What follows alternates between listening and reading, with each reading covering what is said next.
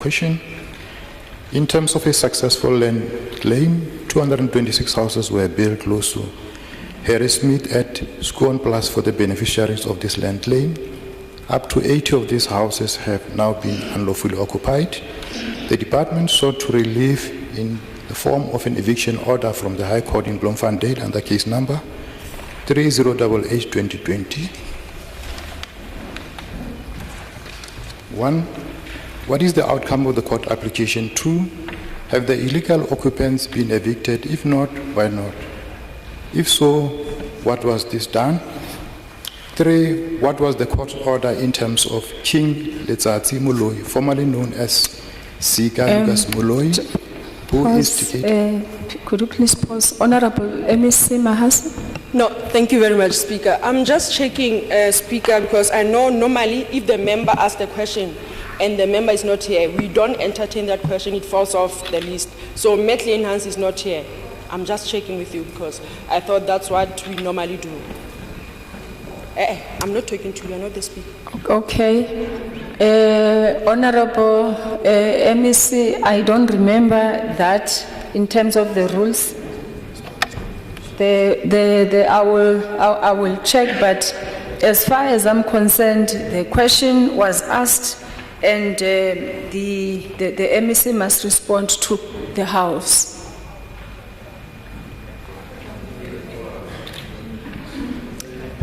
Please proceed, Dr. Machak, with the question. 1. What is the outcome of the application? 2. Have the illegal occupants been evicted? If not, why not? If so, when was this done? 3. What was the court's order in terms of King Letsatsi Moloi, formerly known as Sika Lucas Moloi, who instigated and authorized some of the illegal occupants? The MEC for Cooperative Governance and Human Settlements may respond to question 4. Thank you, Madam Speaker. The eviction application, case number 3088/2020, has been postponed to the 21st of April 22 for hearing. And to the question of the illegal occupants evicted, the matter has been set down for hearing of the eviction application as indicated above. Therefore, the order for the eviction of the illegal occupants has not yet been granted and the illegal occupants have not been evicted. With regard to the court order, in terms of King Letsika Moloi, Mr. Moloi is cited as respondent number 14 in the eviction application as indicated above. The case is postponed for hearing to 21st April 2022. Therefore, no order has been granted against any of the respondents in this matter. Madam Speaker. Thank you, Honorable MEC. I won't ask for any follow-up because the member is not here and I was not made aware of any member who would do that from the party on her behalf. The Secretary shall read question 5. Honorable Klein Hans asks Honorable MEC responsible for Kokta, Honorable Dugane, the following question. On 22nd December 2021, the Greenland substation and transformer in Tsiame burned out, leaving Tsiame, Magologweng FDC factories and the SEZ in Malutia-Pofung without power for 50 days. 1. From whom were these generators, which were used 520,000 in fuel and 10 megavolt ampere transformer loaned as temporary measures to provide electricity? 2. If they were not loaned, what was the cause of these rentals? 3. In view of the fact that these measures were unsuccessful and inadequate, would the expenditure in full be deemed wasteful expenditure? 4. FDC then loaned 40 megavolt ampere transformer to the municipality to be installed at Greenlands. What are the terms of this loan agreement between Malutia-Pofung and FDC? 5. A contractor. Slide Electric was appointed to install the 40 megavolt amperes transformers. What was the value of this contract? 6, where supply chain management process followed in the appointment of Slide Electric. 7, was a deviation submitted for the appointment of Slide Electric. 8, who conducted the assessment of the burned out transformer, declaring it beyond repair? 9, was the municipal manager on leave between 22nd December and 5 January? 10, if so, who was delegated as acting municipal manager during this period? 11, did the acting municipal manager have qualifications and delegations to act in this position? 12, who is now in possession of the burned out transformer? The Honorable MEC may respond to question 5.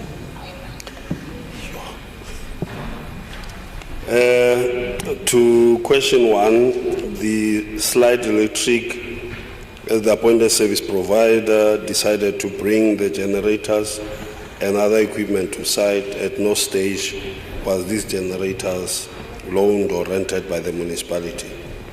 Number 2, to question 2, Slide Electric on their own provided the 3 1 MVA generators and 1 5 MVA transformer at no cost to the municipality as an alternative solution while repairs to the substation commenced. To number 3, no, it was not wasteful as the following areas were electrified for a period of 14 days. Siame A, B, D, and C and D.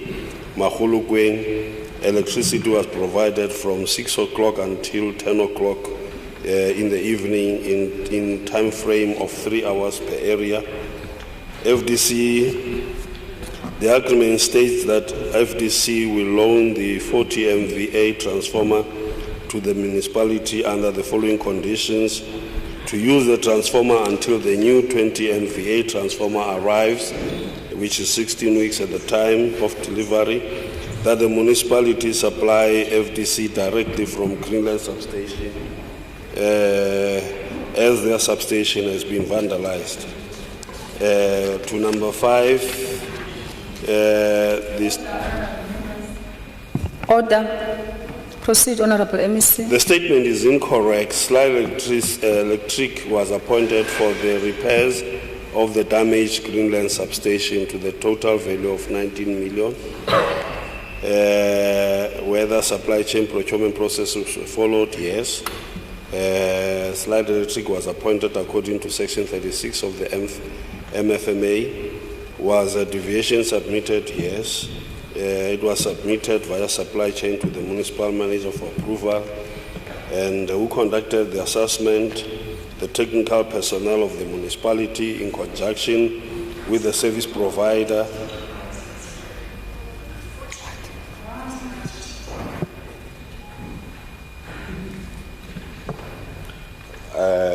Madam Speaker, this is the unfortunate moment of us giving toys when we are old. These are, no, it's not watching, it's actually, It's we were born okay. before Honorable technology. members, can we refrain? The problem is that we are busy with our gadgets, and when we are sitting in the sitting of there, now we get embarrassed. So can we please refrain from doing that? Proceed, Honorable Member. We were born before technology. Please bear with us. These things will happen, Madam Speaker. I know that the member was not doing that out of disrespect. Yes, a division was submitted via supply chain, and then the technical response of the municipality in conjunction with the service provider did the assessment for the total damaged Greenland substation that included the transformer. Whether the municipal manager was on leave between the 22nd December and 5 January, the answer given to us is that the municipal manager was not on leave. We could not verify that, but we got this as an answer, and if so, was delegated, who was delegated, because he was not on leave, this falls off, Did the acting municipal manager have qualification? I will not answer that because the answer is that he was not on leave. Who is now in possession of the bent out transformer? The bent out transformer is now with the service provider until such time space is available to keep it at the stores at the infrastructure of the municipality.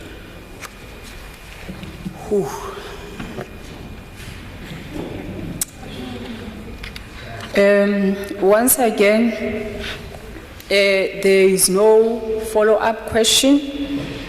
Before we proceed to question 6, in terms of the rules, the questions we are dealing with were questions for to be replied to in writing. And then those questions are converted to be questions for oral reply in the House. But the rules do not specify that if the member who asked the questions, if the member is not here, therefore the question cannot be responded to. But then the question we should ask ourselves, what is the purpose of asking the questions? The purpose of asking for questions is for the members to respond, if not in written, to the House. They are not meant for an individual member, they are meant for the House. I think that is where we are coming from.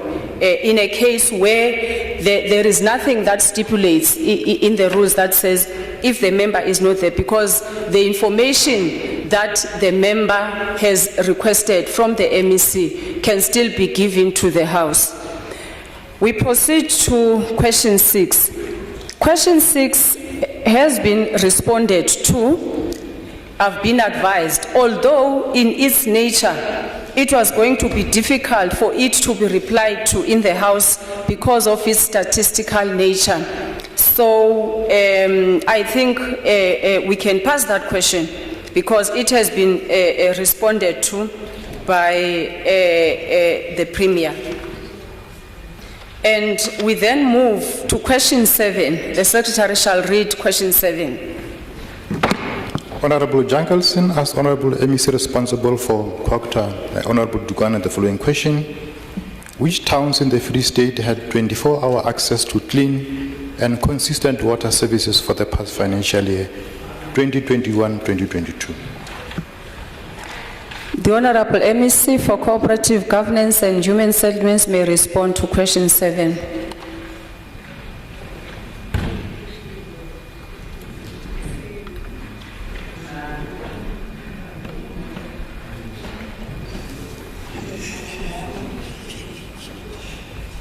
Various municipalities in the province are experiencing serious water challenges, ranging from clean water to sometimes the supply itself, and this is due to the aging infrastructure and the increased demand. We don't have the correct personnel working with water purification plant in most municipalities. Motimaholo local municipality, Hlabeng local municipality are the only municipalities that consistently had access to clean and consistent water.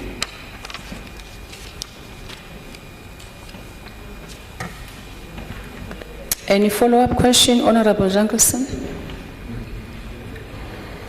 Thank you, Honourable Speaker. So the MEC is telling us that, in fact, and he must just answer the question, that no towns in the Free State have had sustainable supplies of clean water in the past financial year. Perhaps Metsimaholo, I'm not sure, but I know for a fact that Hlabeng have had constant water interruptions due to, among other things, sabotage. Now, the MEC must just tell us which towns, if any, have had access to water consistently throughout the financial year. Thank you. Honorable MEC. I think I have made it clear that all municipalities accept these in terms of what we had. It might be debatable whether what we mean by consistent clean water with regard to the Hlabeng, but as I say, it was only these two. The rest of the municipalities in the province have not been having consistent clean water supply, in the past 24 months. Thank you, honorable members. We now move to motions in terms of Rule 61 to 63, and we proceed to motions, and the secretary shall read motion 1. That leave be granted for the tabling of the Free State Integrated Local Economic Development and Transformation Bill number 3 of 2022. The Honorable MEC for Economic, Small Business Development, Tourism and Environmental Affairs, Honorable MEC Mohale. Honorable Speaker, I move. Any discussions? Any objections? Leave granted to the Honorable MEC may table the Free State Integrated Local Economic Development and Transformation Bill B3-2022.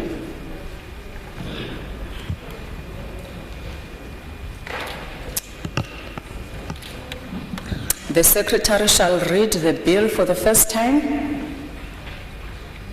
Free State Integrated Local Economic Development and Transformation Bill number 3 of 2022.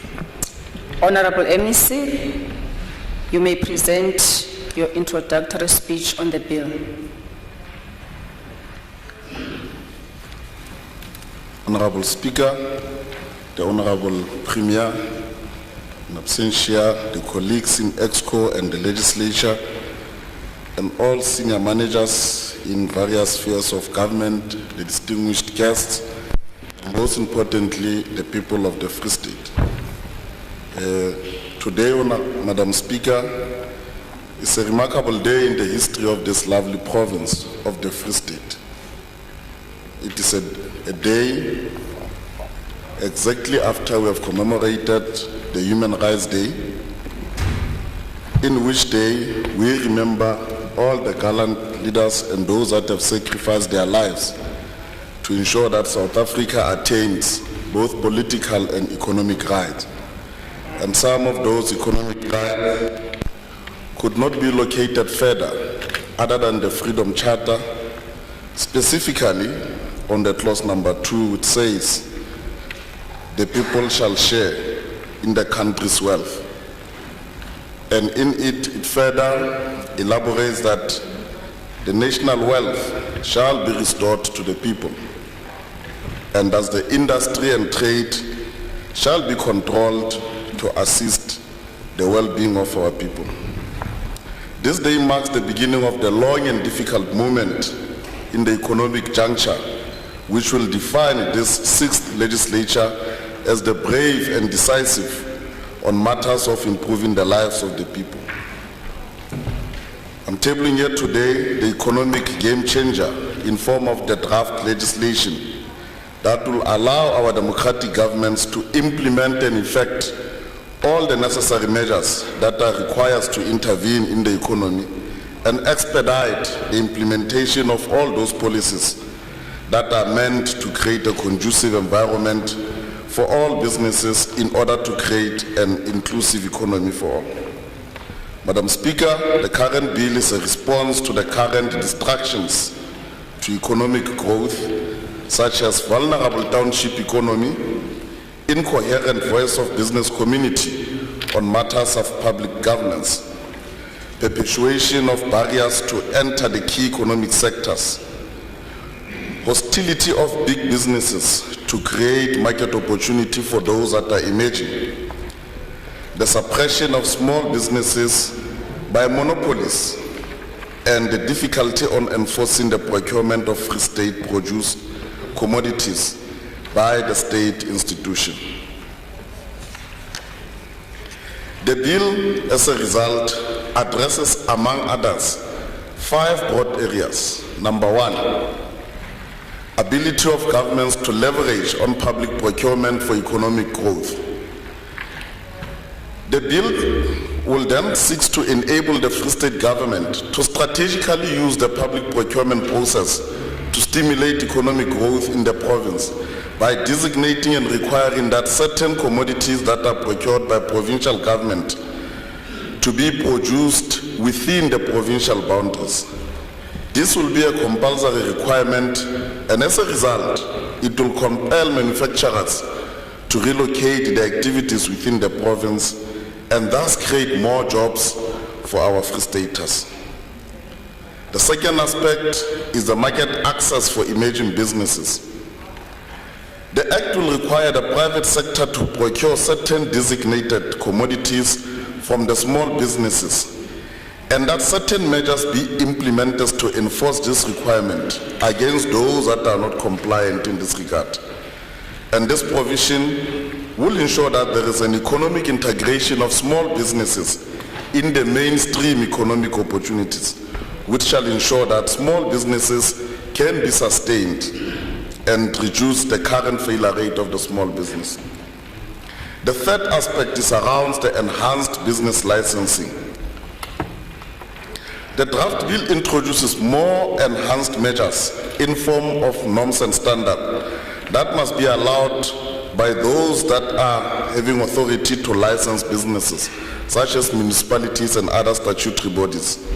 Some of the measures are a requirements for a proof of lawful presence in the country and the proof of compliance to statutory requirements such as registration with Companies and Intellectual Property Commission, commonly known as the CIPC, as well as conformations to the requirements of South African Revenue Services, and makes it compulsory for usage of formal banking services, among others. This seeks to ensure that all economic role players are competing fairly and in compliance with the laws governing the business in the country, as opposed to the current phenomenon where there are others who are still not banking, where their money is not known, where their money is not even taxed because they are not known by the receiver, and some do not even have to pay the cost of compliance because they are not even registered, while the law-abiding citizens, on the other hand, continue to pay a high cost of compliance. And the fourth aspect is a protection and reservation of township businesses for citizens only. This provision empowers the provincial government to reserve certain business activities to be owned and operated by South African citizens only. This seeks to ensure that the township economy is protected, and the provincial government will also be empowered to set and adjust quotas for foreign ownership of certain economic sectors. And the last broad area is the regulation of business associations and creation of statutory business council. This provision seeks to regulate and accredit business associations in order to ensure that organized business structures serve their intended purpose of representing the voice of business on matters of governance, instead of business associations being hijacked for other personal and non-related issues of fighting for tenders and all the other issues. Now they are now entering the political space. A statutory business council will also be created as a singular umbrella body that will be all-inclusive and representative of all business sectors in order to allow an expedited manner of recognizing the voice of business community. This will also assist to bridge the gap between the current arrangement where you still have business association categorized in form of color or the size of their industry. Honorable Speaker, the response of the Free Staters during the period of receiving comments was overwhelmingly positive and much welcoming to the draft bill. It's worth noting that out of 137 comments that are relevant to the draft bill, 136 are in support thereof. This clearly demonstrates that this which is intended to be a strategic response to the public outcry is indeed and really not misplaced. In fact, our people have been yearning for this decisive leadership response to their needs.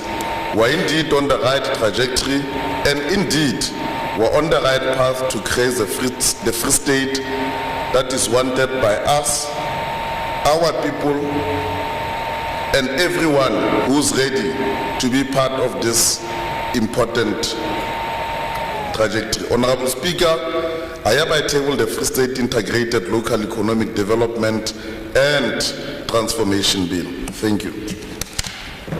What does the Honorable MEC propose?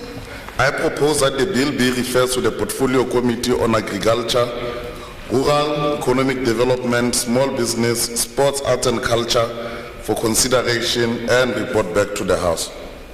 Any discussions, honorable members?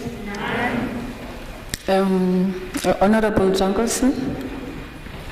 Thank you, Honourable Speaker. We look forward to receiving this bill in the Portfolio Committee because there's a lot we need to discuss. The bill adds red tape. It doesn't get rid of red tape, and we know that red tape is bad for business. The bill places the licensing obligations on municipalities. The MEC said they cannot even deliver water. So we look forward to this discussion. Thank you. Any objection? The bill stands referred to the Portfolio Committee on Agriculture, Rural Economic Development, Small Business, Sports, Arts and Culture for consideration and report back to the House. We proceed to motion 2. The Secretary shall read motion 2. That leave be granted for the second and third reading debate on the second adjustment appropriation bill number 1 of 2022. The Honorable MEC Brown. Honorable Speaker, I move. Any discussion? Objection? Approved. The Honorable MEC may address the House on the second adjustment appropriation bill.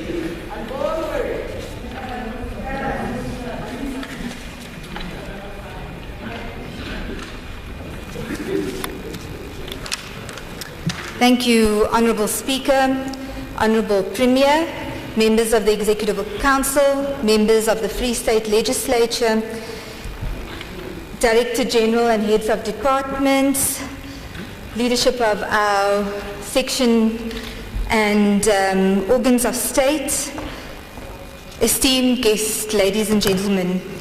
Honorable Speaker, allow me to appreciate the opportunity granted by this House to address the legislature and the members on the second adjustment bill. The MEC, together with the executive, has the powers of authority to defray possible over-expenditure between votes and vehemence and under-expenditure between votes in excess of 8% in terms of the Public Finance Management Act.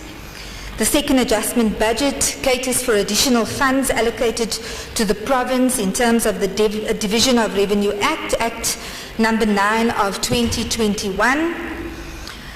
Honourable Speaker, in an effort to deal with these fiscal challenges during the current financial year, the provincial departments and entities through our executive and the leadership of our Honourable Premier, we analysed and evaluated all expenditure items across all departments, and we identified the following budget pressures. The funds identified during the year amounted to 86.335 million, and they were deferred to an amount of 30.135 million from Treasury, 22 million from Cooperative Governance and Traditional Affairs, and 30 million from Office of the Premier, and 4.2 million to Department of Sports, Arts and Culture. They were reprioritized as follows: 31 million to Destia, 4.2 million to social development, 32 million to public works and infrastructure, and 15.135 million to address the shortfalls in the Department of Agriculture, and 4 million to the Free State Provincial Legislature. Honourable Speaker, the funds to the tune of 10.375 million to human settlements relating to disaster, the Provincial Emergency Housing Grant, in line with Schedule 7 of DORA, and these funds were for temporary housing structures for the Tabufutsanyana district that had also been concluded. Further to this, external challenges in implementation of projects in the province amounted to 65.190 million, was reallocated to other provinces within the various sectors of human settlement and police, roads and transport. Honourable Speaker, in conclusion, Treasury, in line with the recommendations of the Public Accounts Committee, thank you Chairperson and that committee, we will provide a detailed report on expenditure trends every quarter as per your suggestion. We will provide an analysis and guidance to the committee on expenditure reviews to support the departments on a regular basis. We will deal with matters of consequence management per department in various discussions, and that is addressed by executive in executive meetings.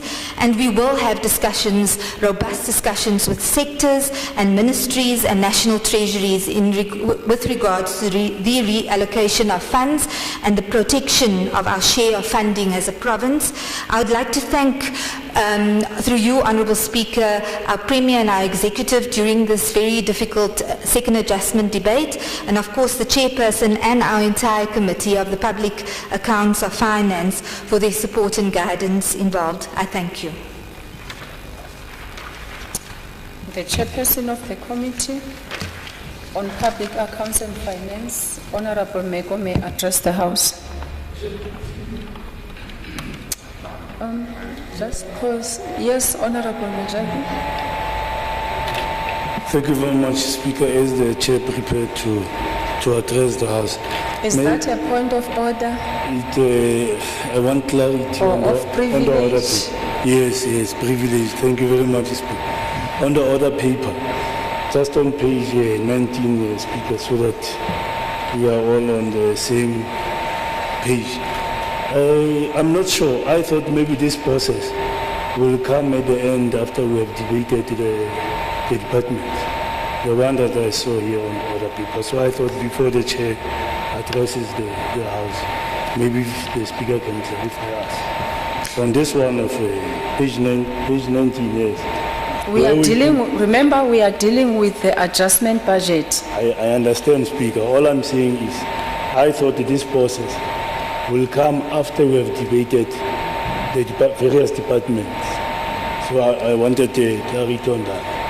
Okay. So because as the order paper, it appears as if today we are going to make these declarations. So I wanted that to be clarified. Yes. Thank you very much. Thank you Let very me much. clarify it. There are two bills that we are dealing with. The adjustment bill, they were both presented. The adjustment bill is for the current financial year, which ends on the 31st of March. The budget votes will be based on the appropriation bill of the new financial year, which starts on the 1st of April. So yes, we have to adopt the adjustment bill that is meant to adjust or augment finances of this current financial year. So the adjustment bill cannot wait for the budget votes because it has got nothing to do with that process. We could have dealt with this way earlier before even the tabling of the appropriation bill for 2022-2023. So yes, we don't have to wait for the budget votes to deal with the adjustment bill. The bill that adjusts, that gives more money to the different departments, it's not married to the appropriation bill of the next financial year.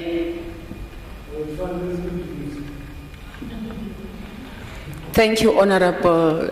We'll take that clarity outside at the end of the so that we can clarify one another on that process. The Honourable Mego, or Chairperson of Public Accounts, can address. No, Speaker, thanks, and you are correct.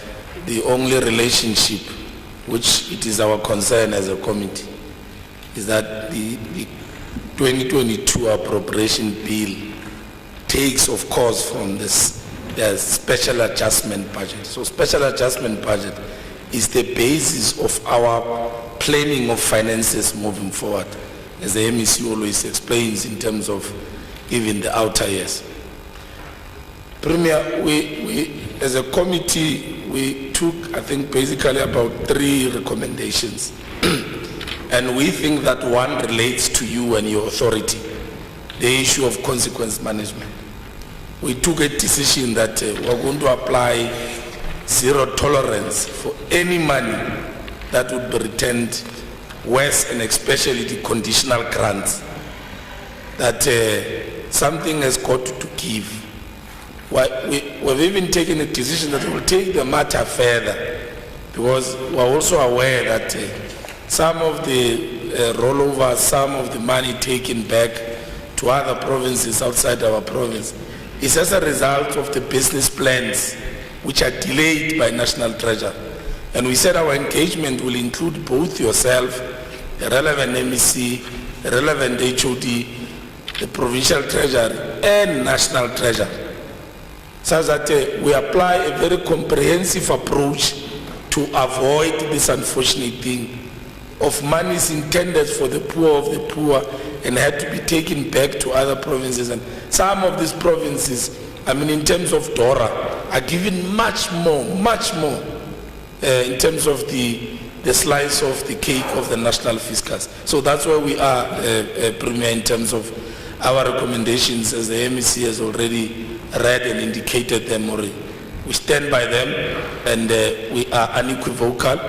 We're going to move with our action plan to engage and ensure that even departments which are struggling, our role must not only be to which hand in terms of consequence management, but is to provide support. And that's why our resolution is that Treasury equally do your work.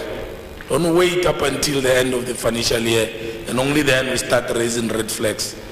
Right in the second quarter, something has got to be indicated, Premier has got to be engaged, MEC have got to be sensitized, so that the smaller yana that is allocated to our province, we're able to safeguard it for that smaller yana impact to the province of the Free State, while we are fighting the battle of DORA, the allocation of national fiscals to provinces. Thank you. Thank you. The chairperson of the Committee on Budget and Oversight, Honorable Mleleki, may address the House.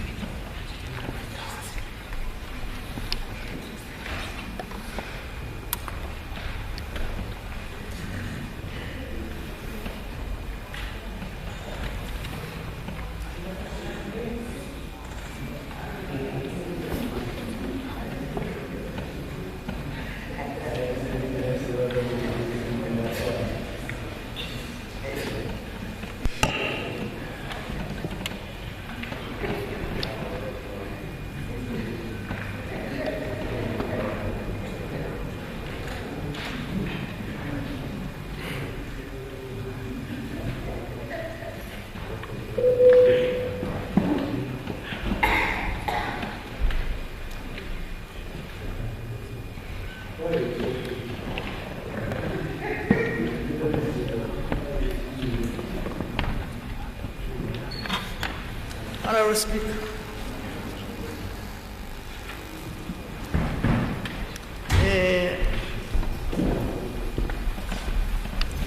as we sit as the Committee of Budget and Oversight, we have discussed the issue of the budget of the legislature, and we look around the issues that pertaining the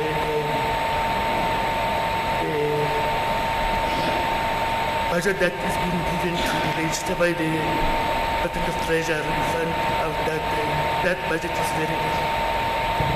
It cannot take the legislature anywhere, and it goes down every financial year. So that's why we said we want a meeting between us and the appropriate committee, including the Premier, and the Premier will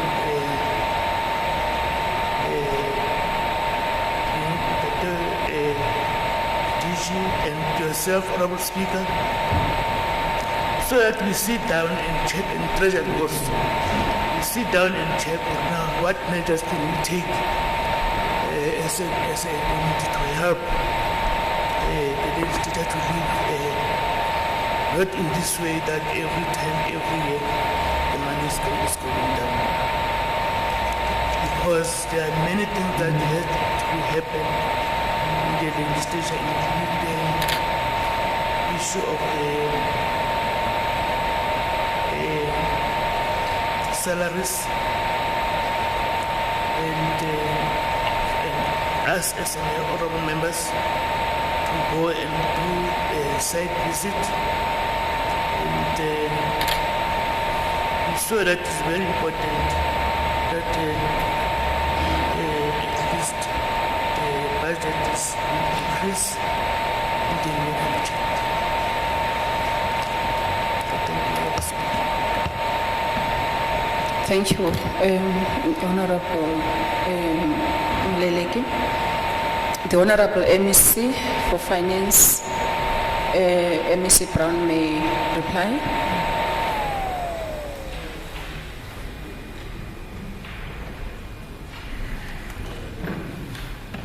Thank you once again, Honourable Speaker. Honourable Speaker, chairpersons of both committees, Honourable Miko and Honourable Moleleki, it is clear, Honourable Speaker, it is noted, and as the Free State Provincial Government, through our Department Treasury, we will absolutely address those recommendations and areas of concern, and we will ensure that first quarter reports will be provided in the new financial year. I thank you. The question before the House is that the second adjustment appropriation bill B1-2022 be read for the second time, and I put the question. Those in favor will say aye, and those against will say no. Those in favor? Aye. Those against? The ayes have it. Motion approved. The Secretary shall read the bill for the second time. Hey. The second adjustment appropriation bill number 1 of 2022. When does the Honorable MEC propose the committee stage to be taken? Honourable Speaker, I propose that the committee stage be taken now. The chairperson of committees, Honorable Khadebe, shall now take the chair.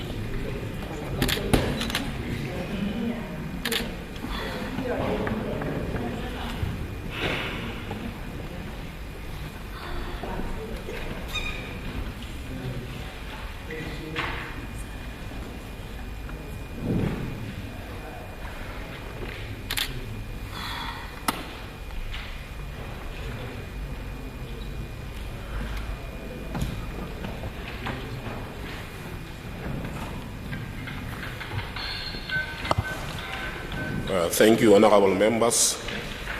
I wish to remind the House of a provision of standing rules and orders when the House is in committee stage. I wish to put the vote and schedule of the bill, the clauses and the short title. Also, in the event honorable members want to register their declarations on the votes on the second adjustment appropriation bill, they must do so in terms of Rule 174/8 of the Standing Rules and Orders. I put vote 1 to vote 5. Any discussion? Any objection?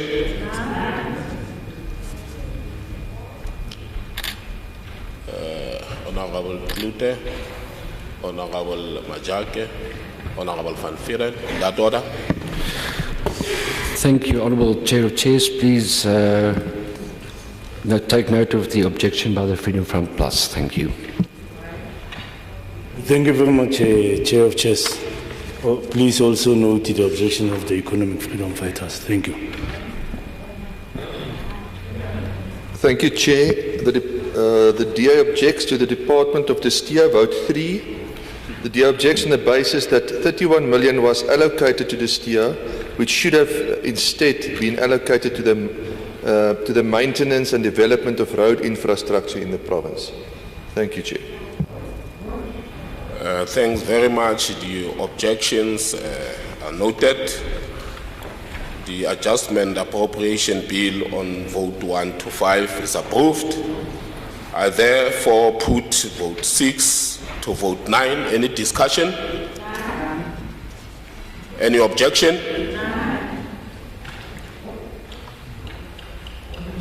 Honorable Majage, Honorable Klute.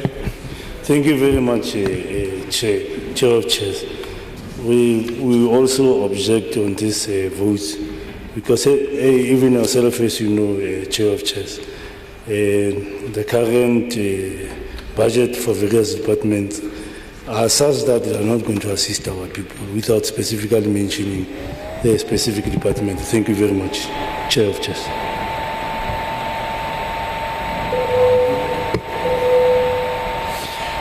Thank you, Chair of Chairs. Yes, kindly note the objection of the Freedom Front Plus as well. Thank you. The objections are noted as such. The bill is approved. I put vote 10 to vote 13. Any discussion? Any objections? Honorable Van Vieren, Honorable Majake, Honorable Klute. Thank you, Chair. Please note the objection against vote 10, police roads and transport. The DA objects on the basis that the conditional grant to the amount of 45.19 million has been forfeited by the Department in Police, Roads and Transport. And then vote 13, human settlements. The DA objects on the basis that the conditional grant to the amount of 20 million has been forfeited by the Department of Human Settlements. Thank you, Chair. Thanks very much. The objections are noted. Thank you very much, Chair of Chairs. Chair of Chairs will note that we have lost almost 68 million in terms of rollovers and surrenders, which in the long run might create accruals in both Department of Human Settlement and Police and Roads. As a result, we object. Chair, please note the EFF objection. Thank you very much. Honorable Klute. Thank you, Chair of Chairs. Just note the objection by the Freedom Front Plus. Thank you. Thanks very much. Honorable members, I put now clause 1. Any discussion? Any objection? Approved. I put clause 2, short title. Any discussion? Any objections? Approved. I put schedules. Any discussion? Any objections? Approved. What does the Honorable MEC for Finance, Mrs. Brown, propose? Honourable Chairperson, I propose that the House be informed that the Committee of the Whole House has approved the bill without any amendments. Any discussion? Any objection? Approved. All. Thanks. Sorry, Honorable Van Vieren. Thank you, Chair. In the general, the DA objects overall due to the illogic prioritization of funds toward departments that have a poor track record of expenditure. The DA raised concerns on the budget during the interrogation of the departments, and the second adjustment budget does little to address these concerns. Thank you, Chair. Thanks. Objection noted.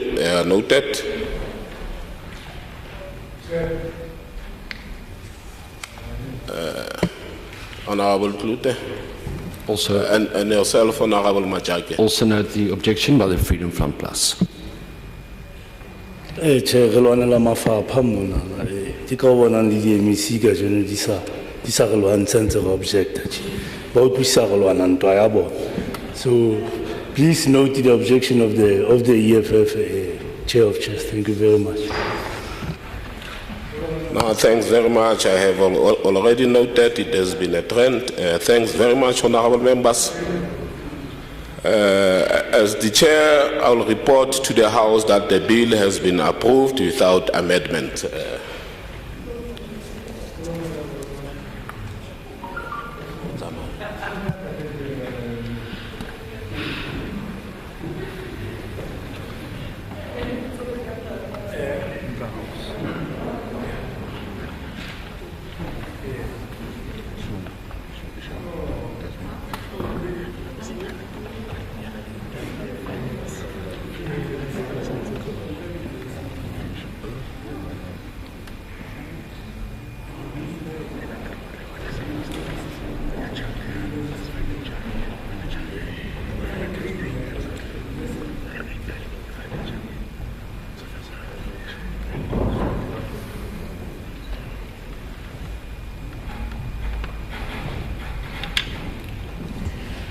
The Honorable Chairperson of Committees may report to the House on proceedings during the committee stage.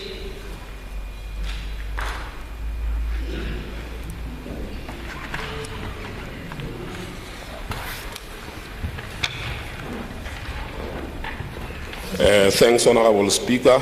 I wish to report to the House that the Committee of the whole House has approved the bill without amendments. The question before the House is that the bill be read for the third time.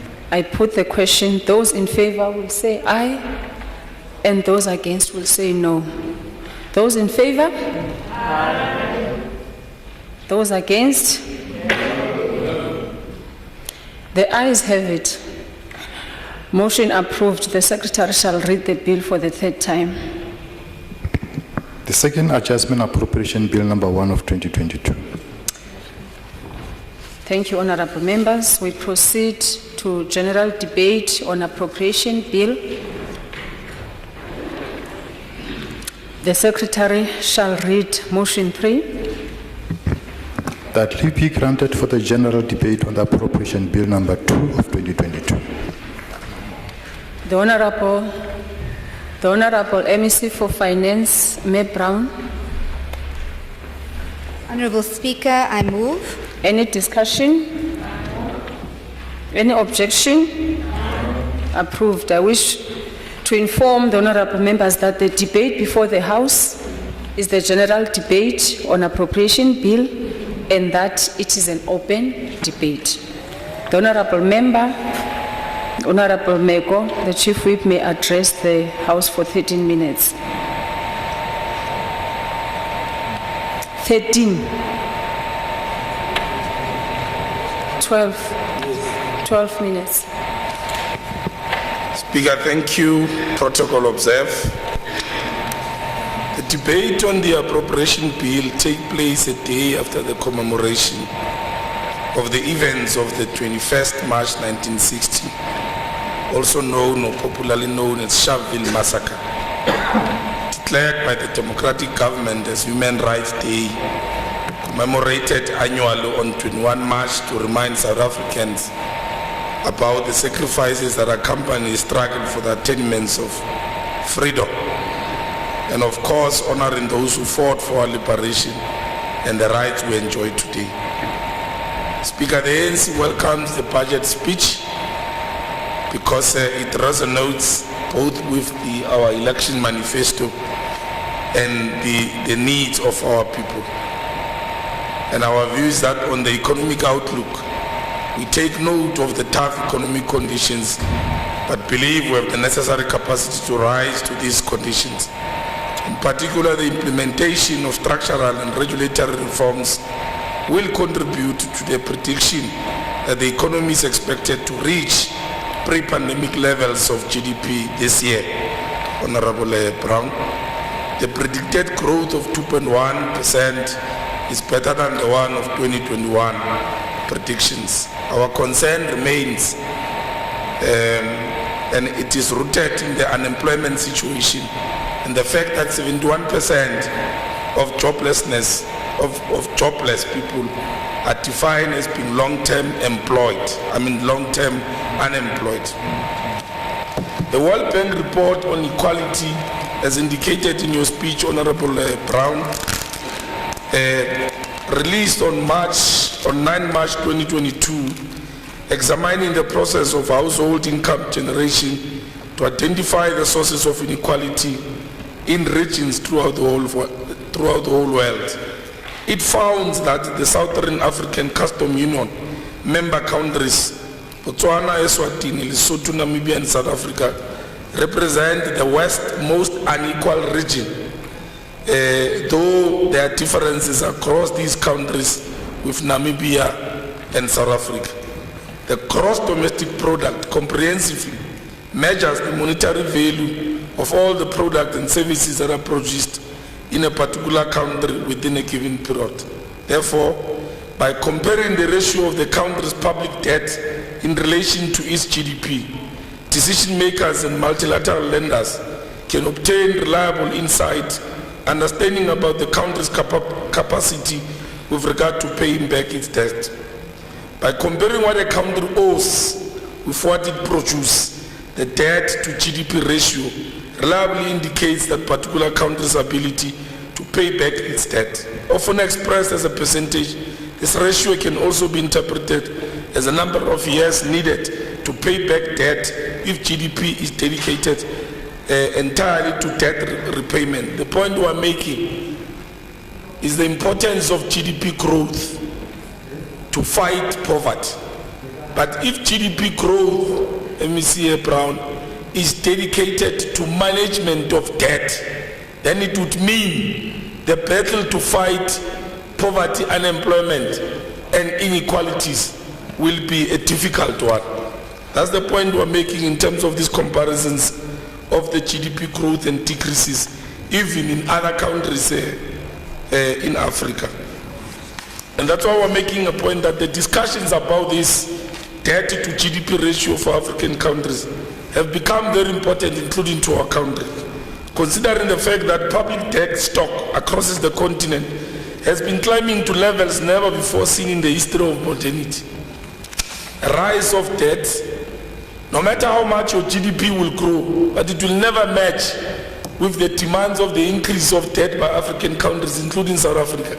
And as a result, it will be difficult for us to fight, as we have made that point. But we also want to indicate, and the recent report by World Bank showed that more than half of the world's low-income countries, most of which are in Africa, are either currently grappling with debt distress or at risk of doing so.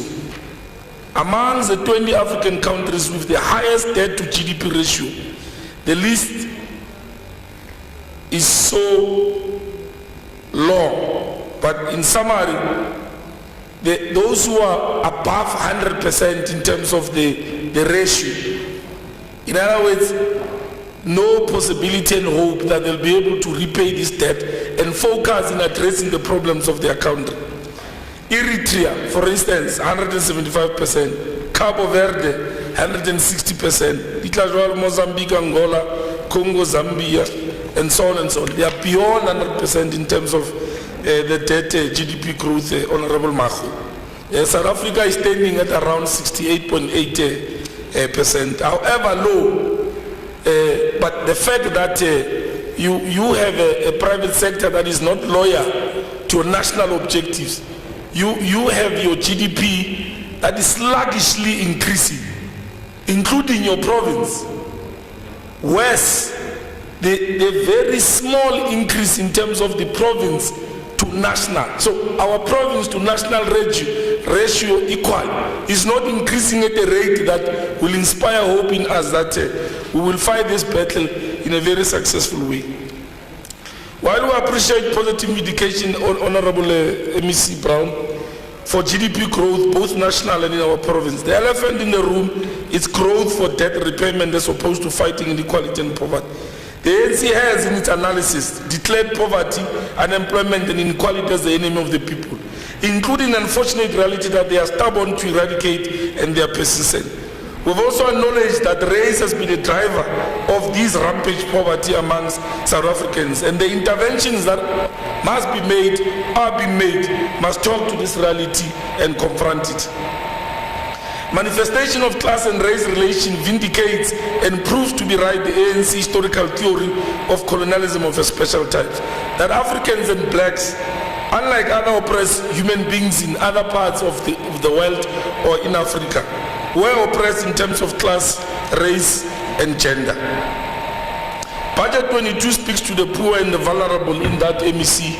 It increases spending in the social cluster and dedicates its focus as well towards economic recovery and reconstruction as instructed by SONA and SOPA. A small yet significant contribution and role to growing provincial GDP. In other words, government intervenes in the economy through legislation, but also this smaller contribution through its budget in the economy in a manner that we ignite or provoke certain areas of the economy to start tilting and have high levels of activity such that it increases the GDP of our province. And only then we will come closer to try and fight poverty both in our province and the whole of the country. And we're making a point that with half of the population now receiving at least one grant from the state, indicate that the road towards that total freedom will be a steep one. Steady provincial GDP growth and sluggish province to national radio indicates a bleak picture, but also raises controversial topic about unequal distribution of national resources by geographic location, inspired of course we're arguing that point by apartheid spatial planning and currently the liberal profit motivated trends. You have a problem that we have a history of apartheid relations type of the economy and how it has planned us. Including now development of the economy is not taken towards the other direction which we may want as government, but it will be taken to the side where capital thinks and wishes to make a more profit. And that's why we welcome what the MEC said about Kharipe in a speech. And that's the point we want to argue against Dora. That you are continuing to allocate on the basis of populations, yet we have a stark reality that natural people will move to areas that have got high economic activity because jobs are relatively available as opposed to areas which are economically depressed. And yet your funding model of Dora continues to depend on that. Now the implication here is going to be disastrous. You are going to have developed areas developing further and underdeveloped deepening poverty in such areas. We're arguing that budget is the only instrument available to government to intervene decisively and pragmatically to attempt to sway economic direction towards poverty. And if not utilized prudently, poverty eradication will be a reality of our lives and we will be made to accept it as natural as opposed to a social contract, of course by those who are responsible for our economy before this time around. The economic reconstruction and recovery plan that President Ramaphosa unveiled requires all sectors to participate and work together to stabilize our economy. We welcome what SOPA said around the social contract with all stakeholders, but very critical, the private sector. We think that that meeting will also go a long way to mobilize them to become loyal to the national objectives of their own country. If they are making profit here, they must also have got the love for the poor who are making their profit, both by providing labor and also as consumptions of their product. It's a tall order to achieve. But we think that what Honorable Makalo has just presented now will go a long way to ensure that we make Free State a hub of export. But unfortunately, if we don't succeed to lobby and mobilize private capital to be loyal to these initiatives, because you've got other political organizations which are leading them astray, such as they continue to prioritizing profit over the national objectives, and which is issues of poverty. And that's why we're revisiting the discussions about the South African socio-economic system. We unfortunately have got to open that controversial debate. Sponsored by the Bretton Woods institution, the very World Bank and the very IMF, that accept as reality that your economy is a mixed economy. Government must not undertake any intervention. Private sector must be the table that does everything and benefit the rest. We've got to revisit it and engage it and say, it has not worked, it is not working, we need to leverage it such that it will be loyal to. So, Mr. Makal, we welcome that new bill. We think that it's a very strategic intervention by way of the legislation into the economy, except that it must be coupled by other interventions through government project, such that where private sector is not going like Yoharib, such project must be concentrated in such areas, and we can achieve the little that we can be able to do as government. Thank you very much.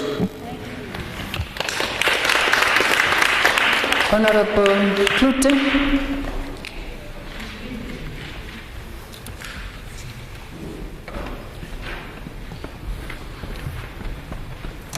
Thank you, Speaker. Here's a contradiction I've been struggling with for some time. Why is it that we have the best matric results, but the reality is that the youth is the most vulnerable labour market with an official unemployment rate of above 54% in the province? The Free State increasing unemployment rate overshadows our matric results.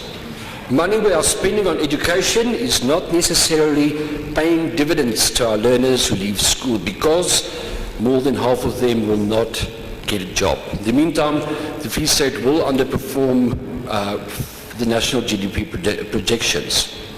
And every year our budget hints at so-called, and I quote, structural reform to ensure social protection and redistribution at its core. But we simply don't see this. Why not, Speaker? Well, if the economy is a cake, the ANC is looking to distribute the cake more evenly. More slices of the cake for more people. And it might even appear to be a noble cause, but in its core it is misdirected. Let the bakers bake more cakes, MEC, and we will see the economy grow. And make it easy for them to build the economy. Infrastructure expansion and maintenance is the key. 4.5 billion rand to this end is noteworthy. MEC, it's roughly 11% of the budget, although the Free State's contribution to this budget is 1.1 billion rand, or only 3%. That's why the province cannot afford to surrender funds for major infrastructure departments to other provinces, and we will unpack this matter in the coming departmental votes. Which brings us to the public wage bill in the province, which takes a big chunk out of the cake, more than 63%. Again, the MEC did make mention of the public wage bill, but we had no clear plan to reduce this chunk of for salaries. We hope you and the Minister will soon give us a better understanding of how this will be done.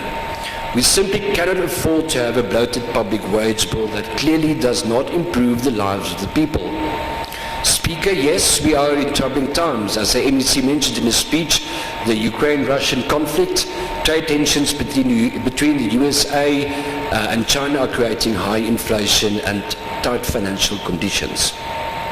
So we need to get our priorities right. That priority should be stop blaming the structure of the economy and attend to the unemployment by expanding the income possibilities of the province to the private sector, who can ultimately create more jobs. Speaker, back to my initial question over the disparity between our matric results and the unemployment despite decades of affirmative action and black economic empowerment. The reality is that the ANC has only succeeded to make multi-millionaires such as the previous Premier Ace Magashule. That is true, the true humanitarian crisis, MEC, that further leads to the South Africa becoming Thank you, more and more Honourable unequal. Member. The time has you. expired. Honourable MEC Bulwan.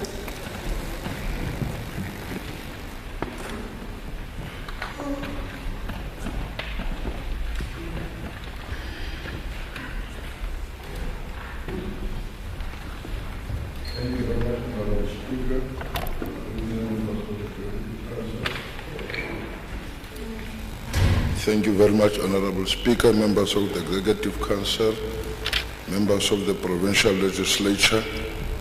First and foremost, let me start to welcome the appropriation bill as tabled by MEC Kadisha Brown. Then allow me to process to give a context why I support the bill.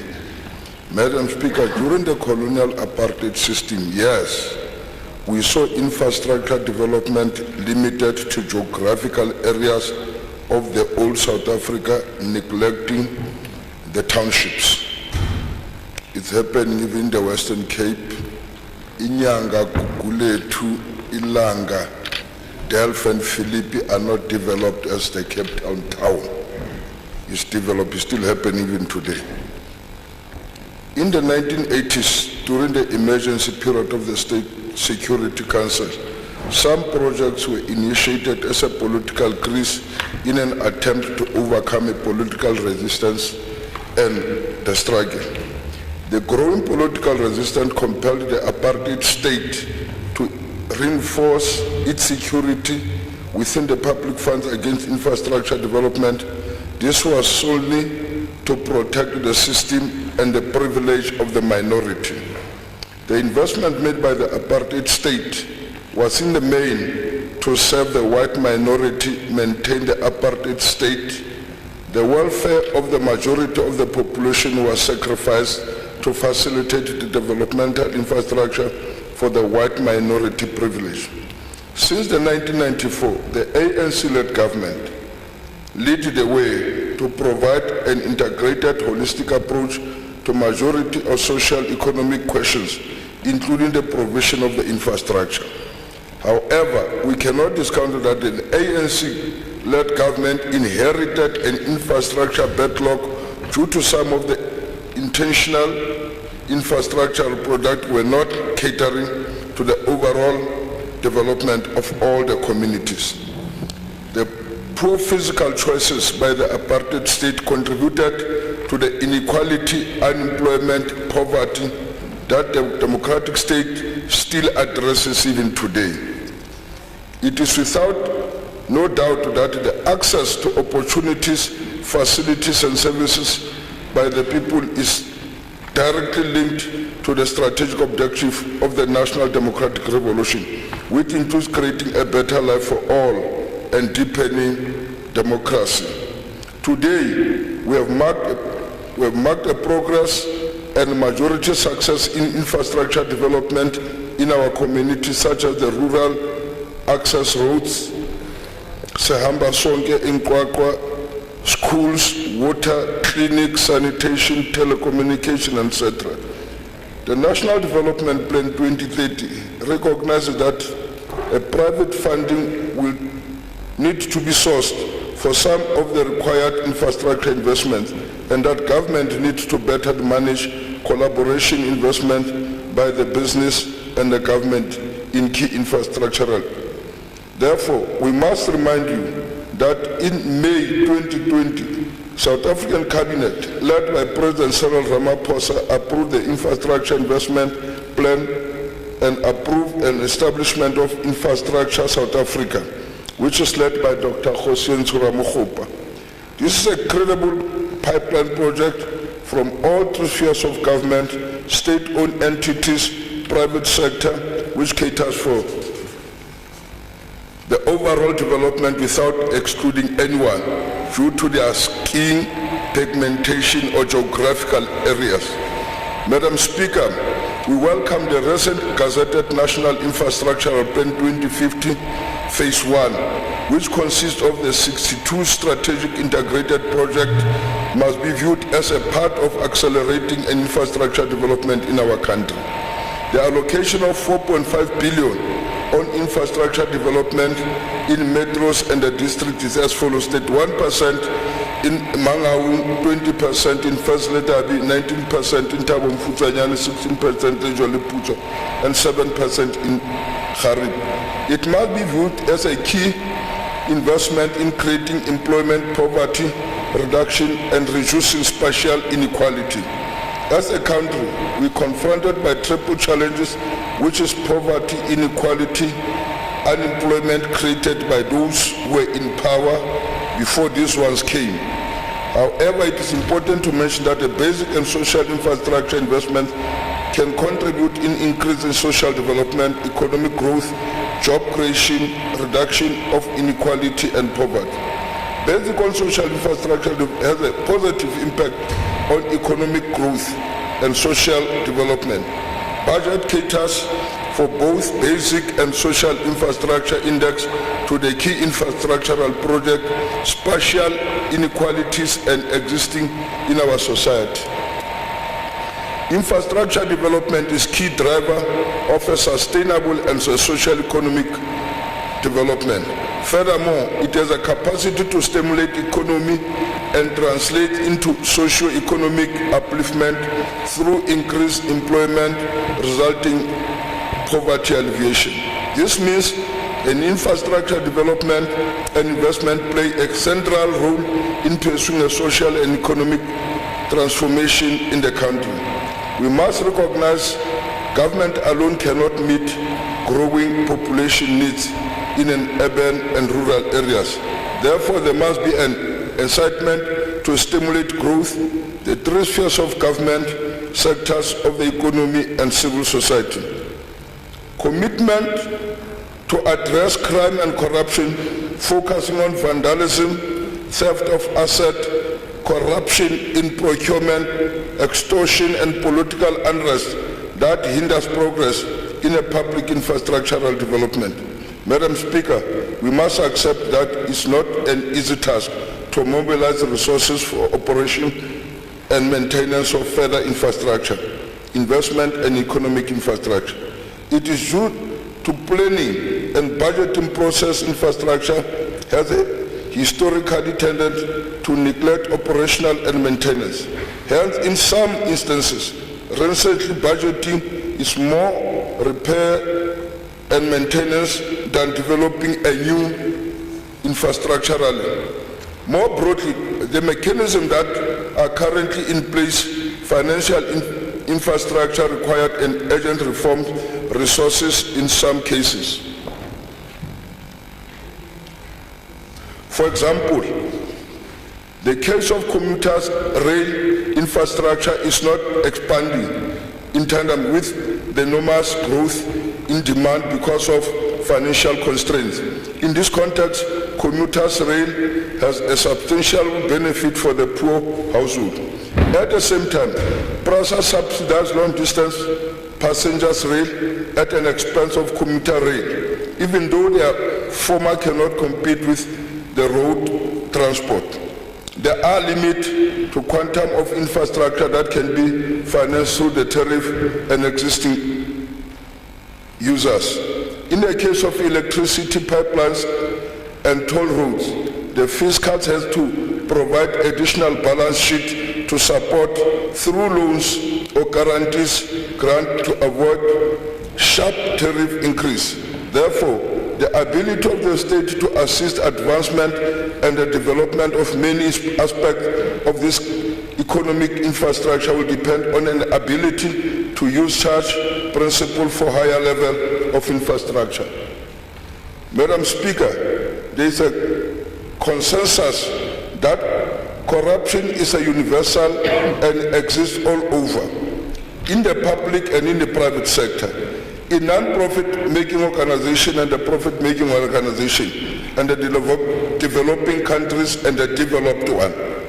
We must accept that allegation and the charges of corruption now have taken a center stage in politics more than in any other time and addressing the needs of our people in responding to the service delivery. The consequences that witnessed since corruption has taken a central role in politics, government has fallen public features, ruined the reputation of respected business, tarnished and mentioned by the few. Nowadays, corruption is viewed as an obstacle in the process of socio-economic and the political development.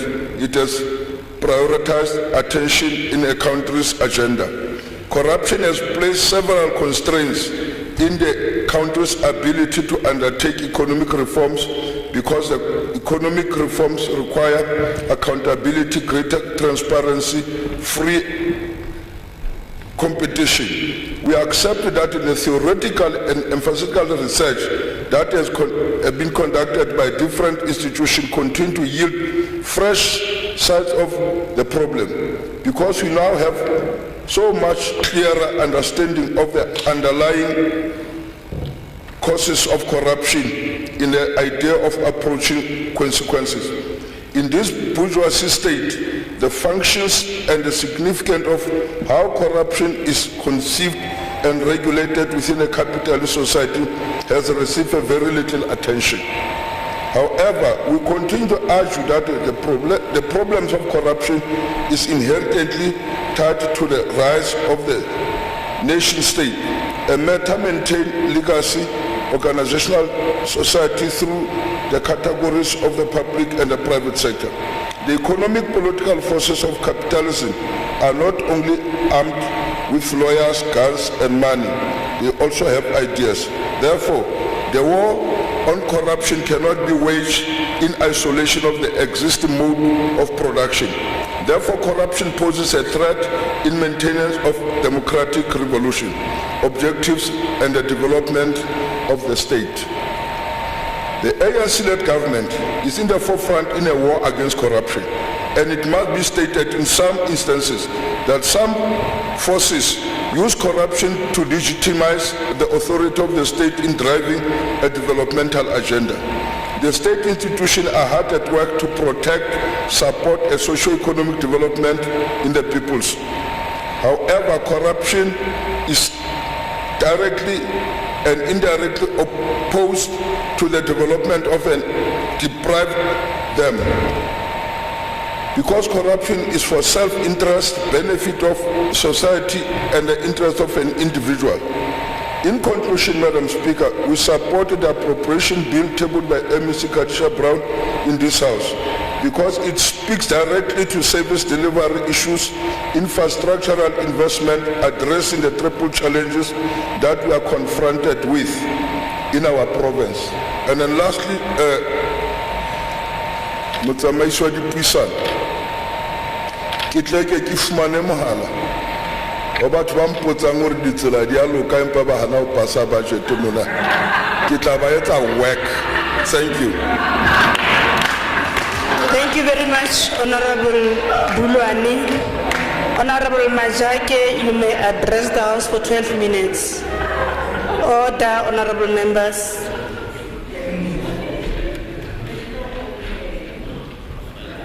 Thank you very much, the Deputy Speaker. Honorable Deputy Speaker, Ntumeleke, Dumises Chaba, Sabo Hona City in Kwan, the Commander-in-Chief, Selo Julius Malema, Paita Belom, Katawano, Economic Freedom Fighters, Le Maloko Kaufe, Ongutale, Osimamiko Ongutalo. Speaker, the state is an integral and pivotal instrument to advance the revolution. As the EFF, we have dedicated ourselves to attain the economic freedom in our lifetime. And we will not disappoint the people of South Africa, especially when the current neoliberal ANC-led government is reporting to white monopoly capital, or let me put it bluntly, to Stellenbosch mafias, which are taking into consideration the issues that are facing our people. The state is a terrain of struggle with which the motive forces advance the revolution and champion the interest of its people. One of the sharpest brains to ever set foot on this earth, Vladimir Lenin, argues that in a class-divided society, the state cannot be neutral. As a result, the state of South Africa cannot and should not outsource its responsibility to NGOs or NPOs, as those organizations account to themselves and also to the people who fund them. We are raising this issue, Deputy Speaker, on the basis of a court matter raised by AfriForum. Your cousin, as liberals and neoliberals, your cousin, AfriForum, went to court and challenged the BBBEE, which has hampered service delivery. Deputy Speaker, as things stand now, departments can't do anything, government can't do anything. because of this judgment brought by AfriForum. That's a result of allowing NGOs and POs running government without running to elections. If AfriForum wants to govern, it must contest the elections. But because it's your cousins, you allow them to run this country without going to elections. And this is going to go a long way in terms of affecting service delivery, this court judgment by AfriForum. That is why the EFF will forever advocate, Deputy Speaker, will forever advocate for building the state capacity in order to abolish tenders, because there is nothing going to happen in the next 2-3 months, absolutely nothing, because of that judgment of AfriForum. Deputy Speaker, the situation at ESCOM is a tragic one. That shows what a build-up of incompetency can do. The leadership of Cyril Ramaphosa, Jamnandas and their cronies have been in a quest to privatize the power utility. ESCOM problems are not linear but are multifaceted. In 2015, Mr. Zuma appointed Cyril Ramaphosa, the then Deputy President, to spearhead a war room that will look at alleviating the problems of load shedding and finishing the power plants at ESCOM. 7 years later, Mr. Ramaphosa tells the nation that he's shocked when asked about the load shedding. People's livelihood and our economy have been suffering immensely because of these power outages, and the ANC government does not seem to be bothered by any of this.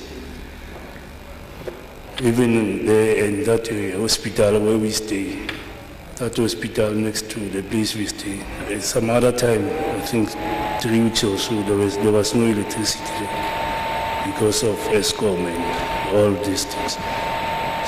Deputy Speaker, the economic freedom fighters continue to be the solution for our financial crisis in the country and the province.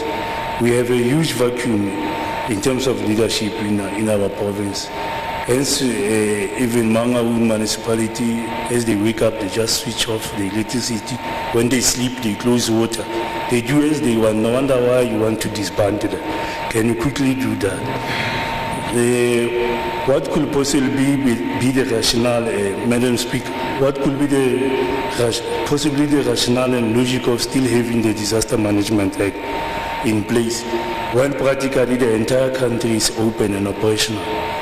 The entertainment industry, Honorable MEC Mahas, the entertainment and tourism industry still continue to suffer after this act, Honorable Maka.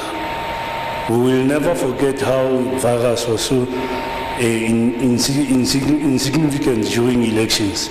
All of us, political parties in this room, we used to take people to stadium and all of that. But we can't open stadiums now for people to make living.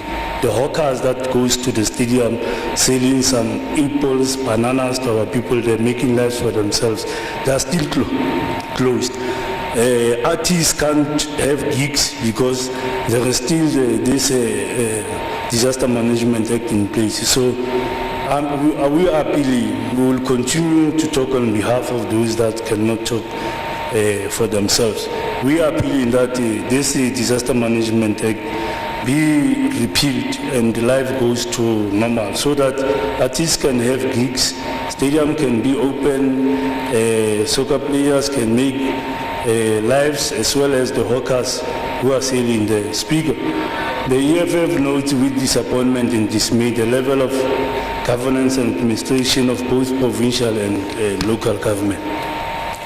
The Department of Police, Roads and Transport parted ways with over 45 million. Yet the provincial roads are in the state they are currently. Never mind the comment of the MEC. The Department of Human Settlement also parted ways with almost 20 million. And we are concerned now with that situation, and we will want that situation to be addressed. We should not going forward have surrenders and rollovers. every year we talk about adverse funding of Auditor General, Deputy Speaker, but there are no consequences in terms of those adverse recommendations by Auditor General. And we will want to recommend that the first stop should be Kopano municipality, where almost 1 billion have just disappeared to the thin air. And 220 million which was sent to City Water in terms of helping Malutapofu with an alleviation. We will want you, MEC, to follow that matter, because still, even today, there is no water in Kwak, and there was this 222 million that was sent to them. And this municipality, they still continue to fail to pay salaries, Honorable Tukwana. In Kopano, workers, they didn't get their salary in time and all of that. We want you to resolve those issues. We will agree with you, MEC Bravo. We will forever advocate for equitable share, which is equitable. At the current stage, in terms of neoliberal policy, the equitable share is still questionable. We don't know how equitable is this equitable share. So we will continue, Honorable Brown, pursue you to join us in our endeavor to make sure that equitable share is equitable. Currently, we are during the period of census, which will assist us in terms of equitable share and all of that. And then I think at one point, we should take into cognizance people who stay in Free State but go and hunt for jobs in other provinces in terms of census. Because if we miss that numbers, it means we are going to miss our fair share of equitable share. We also, Deputy Speaker, like to emphasize on the issue of State Bank. The previous Minister, Tito Mbewin, make a commitment to create a State Bank. We will advocate and forever pursue this matter and ask the current Minister of Treasury to continue with the work of ensuring that we have a State Bank. We will also forever advocate for nationalization of South African Reserve Bank, because in all countries that are successful, the state Reserve Bank is owned by state. You can look at the Eastern Europe, you can look even at Europe, you will see most of the countries that are progressing are the ones that run and owns a Reserve Bank. Lastly, Deputy Speaker, the tax adjustment still pursue the new liberal policy.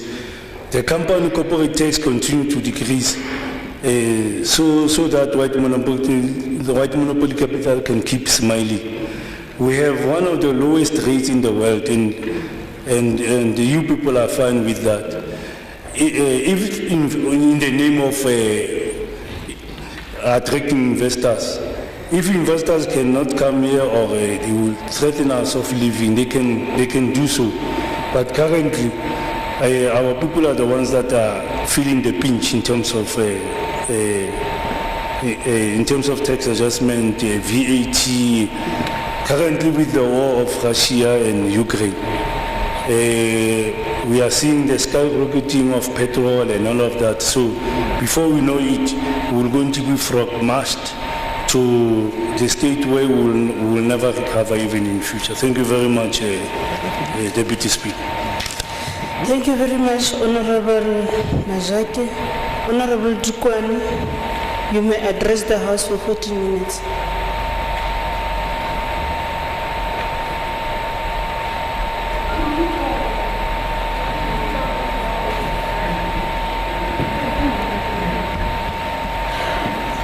Thank you, Honorable Deputy Speaker. I've learned some valuable lessons. One of them is that critics are very loud, but success is louder. One Ernest Yebua once said, and I quote, "The great mountain, when seen from a distance, shall always seem closer to us. But to get to it and to climb to its apex, to get the best view, we may need to take and experience the real walk with resilience and tenacity." Honorable Member Brown, MEC Brown, this is that time that we need to have tenacity and resilience in moving up the mountain. One man once said, "A hungry stomach, an empty wallet, and a broken heart can teach you the best lessons of life." And I hope that Ndade Majake knows exactly what I'm talking about here.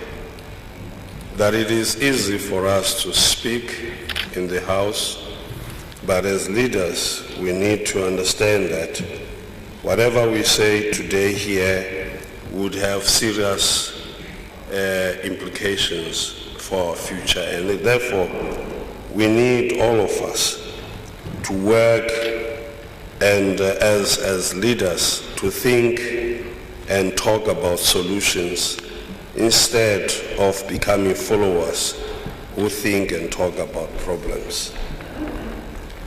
During the January 8th statement this year, our President, Honorable Cyril Ramaphosa, stated, and I quote, "Our mission has always been to serve the people of this great nation and to ensure that a better life for all steadily but surely becomes a lived reality. Even in this difficult environment, we can and must do more, better and faster," unquote. Respectfully, Madam Speaker and honorable members, our strategic plans and annual performance plans should be extensively assessed, and in order to realize a successful wide recovery, we must also refocus our own programs and projects. Therefore, Madam Speaker, this budget, in my view, is properly aligned with the President's proclamations made during the January 8th statement, the priorities of the provincial and national economic recovery plans, and for transferring political liberty into economic liberty of our people. As role players in this House, we have to collectively review what has been done and adopt a more comprehensive set of interventions. Our main focus right now should be on how we can strengthen our efforts to get the economy back on track, ensuring that intensive control mechanisms are in place to ensure that not only the public purse is safeguarded, but that service delivery is also maintained. Furthermore, as provincial leadership, we acknowledge the AG's report on the audit results of the 2020-2021 Public Finance Management Act. However, it should be noted that the outbreak of the COVID-19 pandemic had a negative and has a negative impact on service delivery, particularly during a time when limited resources are available and economy are restored. To demonstrate our commitment to provide proper and direct leadership, the Provincial Treasury, Cocta and Salga, will embark on the municipal engagement roadshows to ensure that this budget is used for its intended purpose and to address some of important issues such as accountability, measures of control and good financial management, as well as late submission of financial statements. It is our shared responsibility as provincial leadership to strive every day through our every action and pronouncements to build the status of our government departments, entities and municipalities. The province has some system in place to address the following issues. One, on unauthorized expenditure, fruitless and wasteful expenditure, the province is currently monitoring the implementation of the supply chain management regulation. There is currently portfolio-specific training focusing on impacts. There is Two, there is task team in place to support municipalities that have annual financial statements backlogs, those in disclaimer and qualified. We also hold regular audit action plan meetings with our municipality. We use a funding tool to assist municipalities to assess the funding status of their budgets and, when necessary, propose changes to make the budget funded. Conditional grants, municipalities get hamstrung on appointment of contractors on contract management issues. We assist with contract management, but there are extraordinary issues that often prevent the appointments. Provincial Treasury is in the process of re-establishing the revenue team.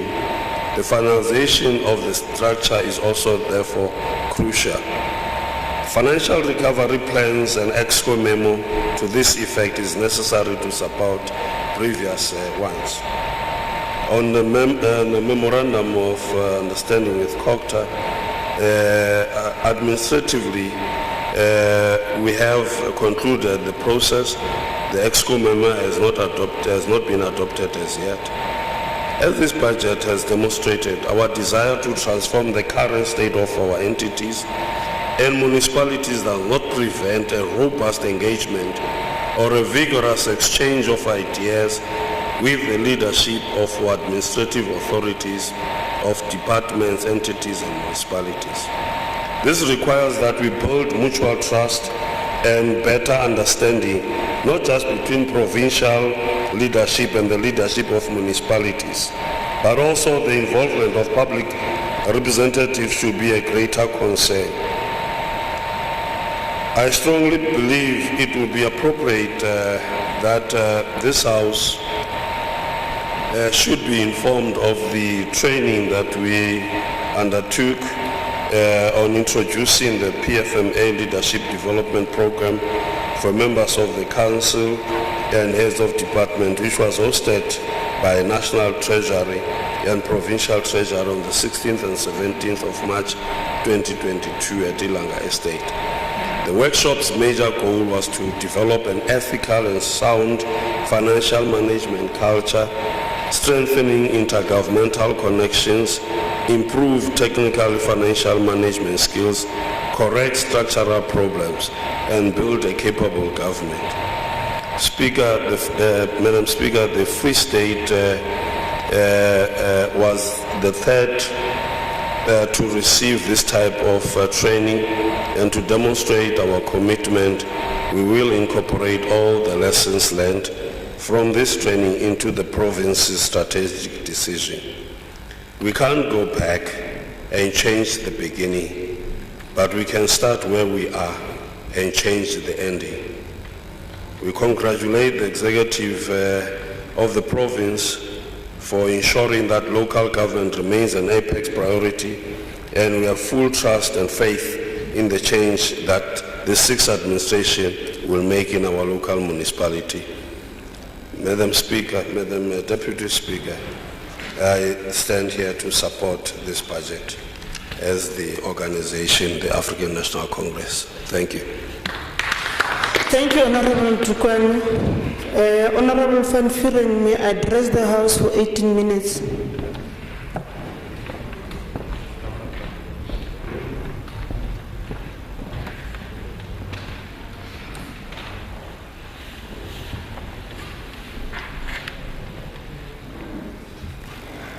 Thank you, Chair.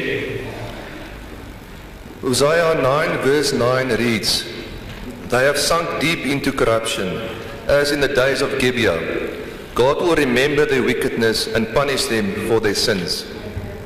Honorable Speaker, I start with this verse from the Bible, and I would like members sitting here today to keep this verse in the back of their minds as I address the House today.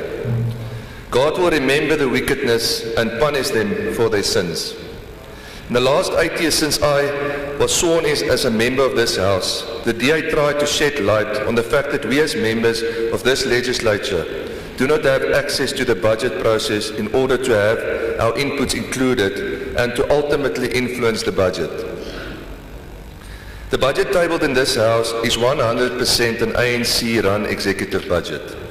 The spending, or rather the underspending of the budget, is also a result of ANC executive management. The DA is not oblivious to the impact of external factors on the economy that will result in a decline in economic growth. We have seen this with the effect of the COVID-19 pandemic and the war between Russia and Ukraine, as mentioned by the MEC in a budget speech. We will be the first to acknowledge the challenge of this, but we cannot deny the fact that the financial difficulties we currently experience started years ago. Looking at the budget speeches presented by the current and previous MECs of Finance over the past 10 years, one can begin to paint a picture of the economic situation and realize where the blame lies for the steady decline in our economy. The ANC-run government was always quick to provide an excuse, but never acknowledged that they are part of the cause. Honourable Speaker, it really boggles my mind that 28 years ago the ANC won the election and started to govern. I recall the Reconstruction and Development Program claiming that they would empower people and provide proper roads, water reticulation systems and electricity to communities that did not previously have it. Indeed, the first decade and a half was an era of delivery for many historically disadvantaged communities. But somewhere along the road, the ANC got lost. And I think the big swerve came in 2009 when Jacob Zuma was elected as President of South Africa and Ismagashule became the Free State Premier. During their period in government, it became clear that self-enrichment, corruption and cadre deployment would become the new status quo. And this had a devastating effect on the country and province. Honourable President, can you just, I see the hand, can you sit down? Honourable Mahasa, is it a point of order? No, Speaker, Deputy Speaker, I just want to check if the honourable member is willing to take a question. Honourable Van Vuren, are you going to take a question? Progressive question. Honourable Speaker, nothing progressive will come out of that question, but I'll take it afterwards if there's time left. I can promise you that. Continue, Honourable Van Vuren. Chair, let me just get my place again here. Order, Honourable members. Order. During their period, we're talking about Ismagashule and Jacob Zuma, during their period in government it became clear that self-enrichment, corruption and cadre deployment would become the new status quo. This had a devastating effect on the country and province. Let's take a look at the devastating impact this had by taking a bird's eye view of infrastructure in South Africa and the Free State over the years of ANC maladministration, mismanagement and lack of political will. Honourable Speaker, firstly, we are facing an electricity crisis that has never been seen before. Our electricity infrastructure is in a state of decay due to years of neglect, lack of maintenance and state capture. The result is an ongoing load shedding which we are now forced to live with. Eskom has run out of capacity and municipalities appoint incapable technicians and engineers because the capable ones definitely do not want to work for government and would rather work in the private sector. Load shedding costs the country 500 million per stage per day. And since 2008, it has cost the country's economy over 1 trillion rand. In the Free State, the cost is so much worse, and it can be seen in the desperate eyes of so many of our citizens. This was not caused by the previous government. The ANC took the best electricity, roads, ports and rail network in Africa and destroyed them. They have failed miserably on delivering on their election promise, largely due to the cadre deployment policy that became a conduit for state capture.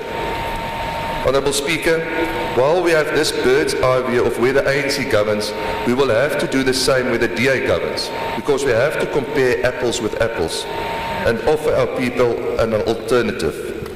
The DA-run Western Cape is home to the fastest growing economy in South Africa. Cape Town municipality has installed rooftop solar systems on municipal and provincial owned buildings, retrofitting LED lights and is installing smart electricity meters to save electricity. The city's waste-to-energy project extracts harmful greenhouse gas and converts it to electricity. This is just one example of the many initiatives taken by the DA government to tighten expenditure and focus on economic growth. Honourable Speaker, the state of our provincial roads continue to degrade. If you read the newspaper and drive on our roads across the province, you will realise that this is a serious problem across the Free State, and many of our roads are death trap for our commuters. The safety of all our people should be of our first priority. But if you take into account the negative impact that poor roads infrastructure has on the economy, then we cannot ignore how severe the situation is. Products and people cannot be transported to their destinations if the roads are dilapidated. Tourists can't visit towns and guest farms if the roads are inaccessible or closed, like the road between Voorheesburg, Clarence and Bethlehem, where the very famous Oranje guest farm is situated. The road is closed due to the ANC's inability to maintain and upgrade roads. This is but one example. Poor roads do not only cost lives, but also livelihoods. In some cases, businesses have to lay their workers off because their businesses have ground to a standstill. Even in these desperate times, the Department of Police, Roads and Transport has forfeited 45.19 million in the adjustment budget due to slow spending, and this money has been reallocated to other provinces. This is criminal. Capital that could have been contributed significantly to the repair of our provincial roads has now been lost simply because of poor project management and the appointment of contractors who are politically connected to the ANC rather than competent ones capable of doing the job. Every person in the Free State who has lost their job or income should hold the ANC accountable. God will remember their wickedness and punish them for their sins. A further sin is to see evil taking place and to ignore it. Voters who vote ANC are complicit in their own demise and that of others. Honourable Speaker, another serious issue in the Free State is our water. The last year, our dams in the Free State were filled to capacity thanks to much needed blessing of rain that we received. But why is this then that there are towns among many others like Deelsville, Oudendaalsrus, Ladybrand, Parys and even right here in Bloemfontein that still experience water supply interruptions or do not have any clear drinking water for days on end? Honourable Speaker, in the DA-run Cape Town municipality, water is sourced from rain-fed dams and groundwater. Wastewater is treated with advanced water purification for the water to be reused for irrigation, construction and industrial usage, not under the ANC. Agbare Speaker, die mense in die Vrystaat is slaggatvol vir die ANC. Ons kon dit sien met die swak opkomste in die 2021 munisipale verkiesing. Dis 'n absolute skande dat die party wat hulle voorgee as 'n party wat omgee intern so vrot geraak het dat daar geen skaamte meer is oor hoe die blaatante swak regering van provinsiale departemente en munisipaliteite nie. Die ANC het 'n mentaliteit geskep dat as jy vir die staat werk, jy sal ryk wees, ongeag die kwaliteit werk wat jy lewer. Die ANC het deur hulle kaderbeleid mense en families geplaas wat polities gekoppel is en nie noodwendig die kennis en ondervinding het van die posisie wat hulle beklee nie. Die ANC het deur korrupsie hulle self gewetenloos verryk ten koste van arm mense.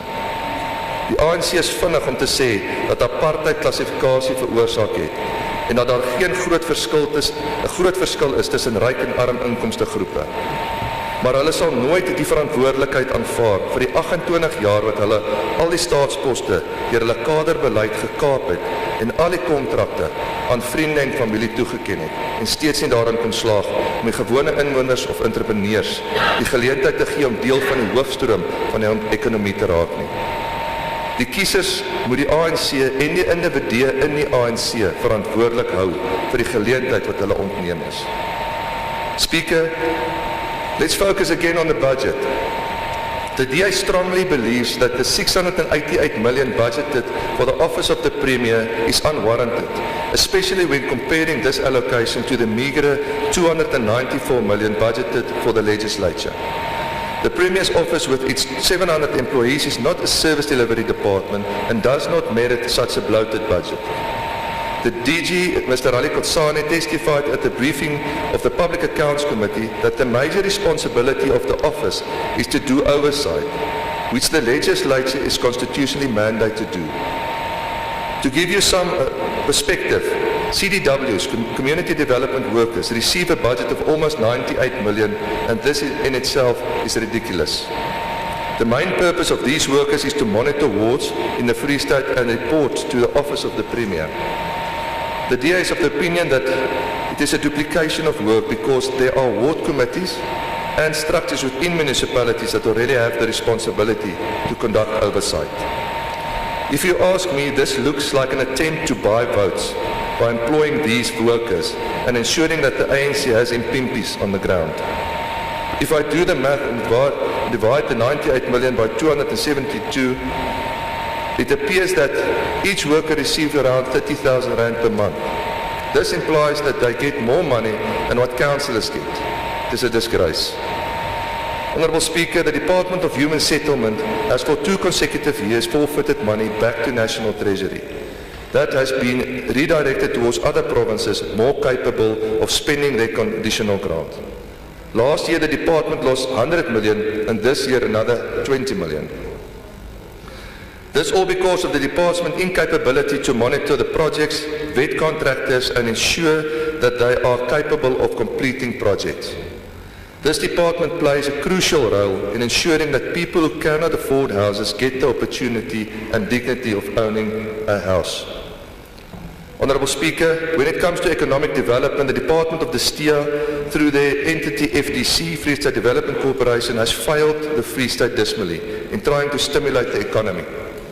The department does not understand that the FDC should not generate revenue, but rather create a conducive environment for investment and for businesses to thrive in.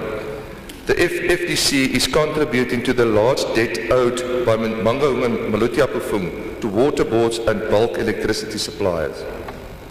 Honourable Speaker, talking about the responsibility to pay debt to municipalities, the Department of Treasury confirms that the provincial government is paying their current accounts but still owe Mangaung 680 million rand. Sentlek, which provides Mangaung with electricity, 256 million rand, and Maluti-Apofung 68 million. How on earth do we expect economic growth and proper service delivery from municipalities if the province does not honour its own commitments? MEC Brown was very vague in her speech on how the Free State will make our province attractive for investors from outside the province and even foreign investment. Where the DA governs, we invest to create jobs. One of the world's biggest technology companies, Google, is situated in the DA-run municipality. Google invested 2.2 billion rand during the 2020 lockdown, and the Cape Town Stock Exchange raised 2.7 billion by February 2021 in the DA-run Western Cape. The aim of government must be to help businesses to get their start as quickly as possible and create a sustainable environment because the reward lies in the taxes and jobs being created. The ANC's plan to stimulate the economy is so skewed, irrational and irresponsible that they believe throwing money at the problem will make it go away. Honourable Speaker, one of the biggest hindrances to the provincial economic growth is corruption. The acting HOD of Health was arrested recently on charges of fraud and corruption, which allegedly took place between 2011 and 2015. To add insult to injury, this is the same HOD under investigation by the SIU for alleged PPE tender fraud relating to an amount of 39 million. This is the same person that reported on irregular expenditure to the Public Accounts Committee as HOD of Finance for years. The sad part is that this has just become normal in the ANC-run departments in the province. Every year we are promised that measures are being taken to root out corruption, but every year we are right back here. Honourable Speaker, you cannot leave those who create the problem in charge of the solution. It is like leaving a mouse in charge of a cheese factory. People of the Free State must take note of this. 2 Timothy 3 verse 1 to 5. You must realize, however, that in the last days difficult times will come. People will be lovers of themselves, lovers of money, boastful, arrogant, abusive, and disobedient to their parents, ungrateful, unholy, unfeeling, uncooperative, slanderous, degenerate, brutal, and hateful to what is good, traitors, reckless, conceited, and lovers of pleasure rather than lovers of God. They will hold to an outward form of godliness, but deny its power. Stay away from such people. This sounds a lot to me like the ANC and some of the members sitting here. I believe that good things will happen to good people, and what is currently happening to the ANC is a result of a party and their members that have done so many bad things to good people that a higher hand is beginning to take over. At the end of the day, we must all reconcile with God, and He knows and sees everything. That tender which you influenced for a crony or family member to get, that kickback that you received, that corruption and fraud, regardless of how big or small, God knows about everything. Stay away from the ANC or face the ultimate consequences of being complicit in this wrongdoing. We would like to encourage every voter to decide what they want and to hold those who prevent them from having it accountable. I can promise one thing, the DA gets things done, and where we govern, we deliver on our promise. The choice is yours. Thank you, Speaker.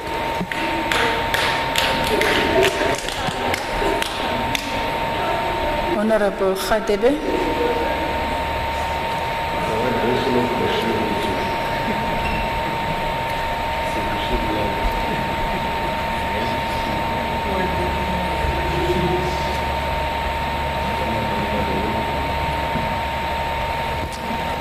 Thanks for the opportunity, Speaker.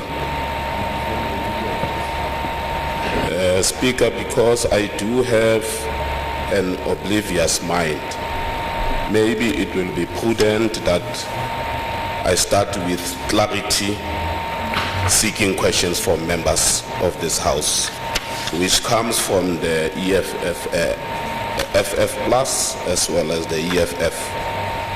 I've been wondering, Speaker, all along, what does FF Plus stands for?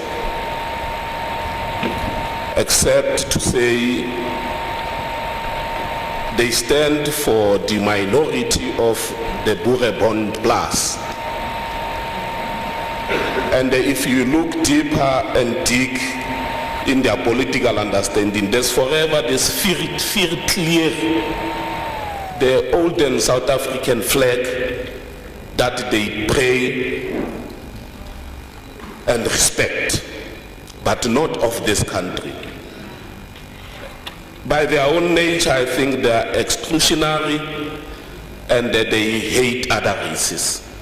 So to me, there isn't much to say because they belong to the political periphery of this country. The neoliberal policies, Honorable Majake, I think you've been misled and you are consistently lamenting on this matter. Since its inception, the African National Congress has been pro-poor in terms of its policies. We are deriving every policy that even governs in this country from the Freedom Charter. And indeed we are subscribing to the mixed economy.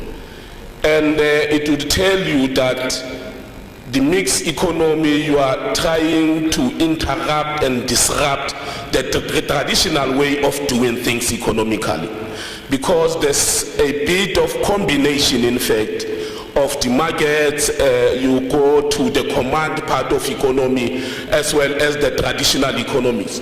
So we're moving away from doing things in a capitalist way to the larger extent that is neoliberal. The ANC is pro-poor, not neoliberal, Honorable Majake. Honorable Speaker, In order to continue our commitment as a provincial government, we need to create a conducive economic environment for the province to grow. We have to unpack key economic drivers. We need to speed up with the process of getting land for our people, as well as which it is long overdue. Speaker, we need to be mindful that our economy has been stumbling from the negative impact that COVID-19 pandemic unleashed over the past 2 years. Our provincial economy was not spared from the negative impact of this pandemic. As the ANC, we are proud to say that more focus will be on the following, of which I trust colleagues will be prudent to emphasize: sustained and protected funding for the social, health and educational sector, ensuring food security by supporting agriculture, tourism and other economic sectors with a potential for sustainable job creation, investment in agriculture projects with higher job creation potential and to grow the provincial economy, and fiscal discipline, good governance and accountability. We are also mindful of the unfortunate development unfolding in Eastern Europe involving Russia and Ukraine. This impasse could have a negative impact on our economic growth plans. The developments in part of the world have caused uncertainties and are affecting global economic prospects. Madam Speaker, in the aftermath of these occurrences, we cannot afford to be pessimistic. We must remain optimistic and completely focused on strengthening the Free State economy and finding opportunities for it to exist the low growth path. The importance of investment in infrastructure to the socio-economic advancement of our province cannot be overemphasized. Insufficient or poor infrastructure limits citizens' access to markets as well as livelihoods opportunities and services such as clean water, education, health, transport, and communication. We are pleased with the total commitment of 4.564 billion for infrastructure development in the year 2022-23. Infrastructure is an essential part in improving livelihoods for the poor. It also provides opportunities for creating jobs. We call on government to ensure full participation of SMMEs and public-private partnership during the development, operation and maintenance of infrastructure projects. Honorable Khadija Brown was correct in her maiden budget speech to emphasize the importance of public-private partnership in filling the funding gap. The state might have also allow efficient execution infrastructure projects. The triple P's of a public sector with potential cost, quality and scale advantages in achieving infrastructure service targets.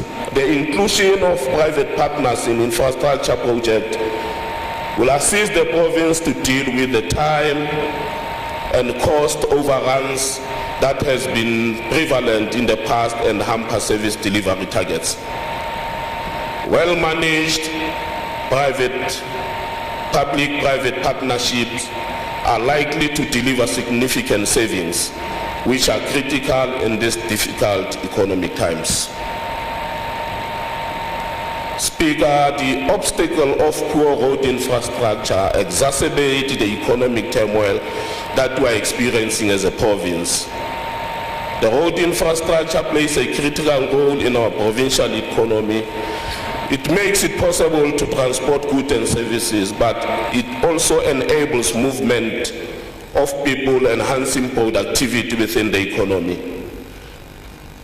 Properly maintained road infrastructure will aid in connecting the rural population to the economic mainstream of other areas. Infrastructure investment and maintenance will also bring us a step closer in addressing the accidents in our roads. We are pleased with the MEC's commitment to ensure that professionalism SMME contractors directly benefited roads rehabilitation, upgrading and maintenance services. The ANC condemns contractors who abandon projects after receiving down payments. They endanger road users' safety since unfinished roads damage residents, automobiles, and in many cases result in accidents. We call on the law enforcement agencies not to hesitate to arrest and prosecute individuals involved in such malpractices. Stern action should be taken against rogue contractors who abandon taxpayer-funded projects after receiving down payments. The ANC wants to see improvement in the level of managing contractors and the work they do in both local and provincial government. The ANC-led government, Speaker, is determined to lead the struggle for economic growth and reducing poverty, inequality and unemployment that requires the leadership collective to deal with the burdensome regulations and severe impediment of factors that serves to make development impossible. We welcome His Excellency President Cyril Ramaphosa's appointment of the Red Tape Team, which will be chaired by Mr. Sipho Nkosi, a former chair of Small Business Institute. The establishment of this team demonstrates support for women and youth-owned small businesses and cooperatives. This move proves the commitment the ANC-led government has on creating an enabling environment for the success of SMMEs and cooperatives. The move to deal with government red tape proves the ANC determination to lead the struggle for a united, non-racial, non-sexist, democratic and prosperous society. In an acknowledgement by People's Parliament, the African National Congress, that if we do not cut the red tape, we'll be saying goodbye to job creation and the possibility of reducing poverty and inequality. Madam Speaker, we are concerned with the participation of private sector in creating an enabling environment for the success of SMMEs and cooperatives. We urge business groups to take a more active role in the support process for SMMEs and cooperatives. In this way, the private sector will be playing an active role in assisting the Free State economy to grow. Both the President and His Excellency Cyril Ramaphosa and the Premier Mendombela in SOPA made a bold admission that we have made some mistakes which include dire state of municipalities, personalization of power, elitism, and allowing corrupt leaders to go unpunished. The ANC needs to transcend, provide leadership that is competent to use the state to change the economy fundamentally to serve the majority and bring about qualitatively positive changes to the people, especially the poor. This we can achieve only if we remain committed to strengthening and modernizing the way we function, both as liberation movement and electoral party. An ANC that is united, committed to the people's interest, remain the best vehicle to bring about fundamental and radical socio-economic transformation of society to create Free State we want. Municipalities led by the ANC still needs to address modus operandi of the previous white local authorities by restructuring budgets, planning procedures and administration in order to meet the basic needs of our people and ensure social and economic development of our communities. Our municipalities' change of working silos, which resulted in a lack of coherence in planning and implementation, making monitoring and oversight of government program difficult, should be a thing of the past in critical sphere for service delivery. The district model it's a result-driven approach which would assist the municipality to capacitate in time and give the proper services to our people. The model consists of a process by which a joint and collaborative planning is undertaken at local, provincial and national by all the spheres of governance, resulting in a single strategic focus, one plan. Honorable Speaker, we commend the ANC's leadership in local government for maximizing our political power in transforming the nature and functioning of local government and our unwavering commitment to implementation of the district model.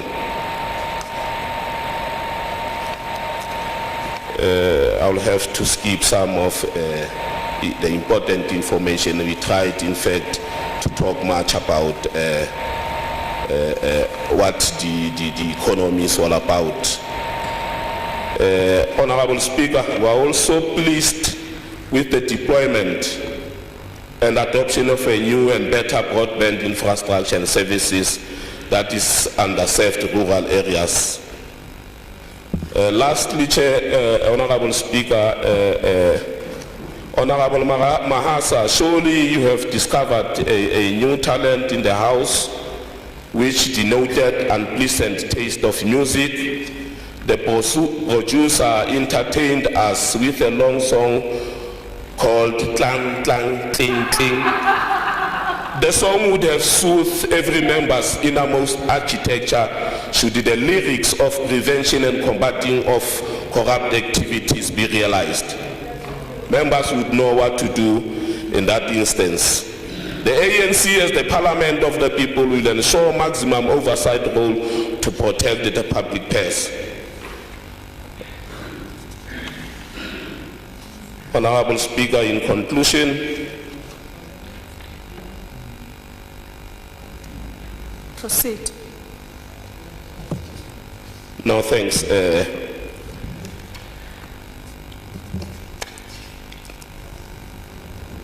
This proves, Honorable Speaker, having to talk about the Democratic Alliance, that they believe in white dominance and the preservation of the liberal ideology that Honorable Majake refers to. And that the biggest fear is that they do not want to ever that seeks to redefine their political way of doing things.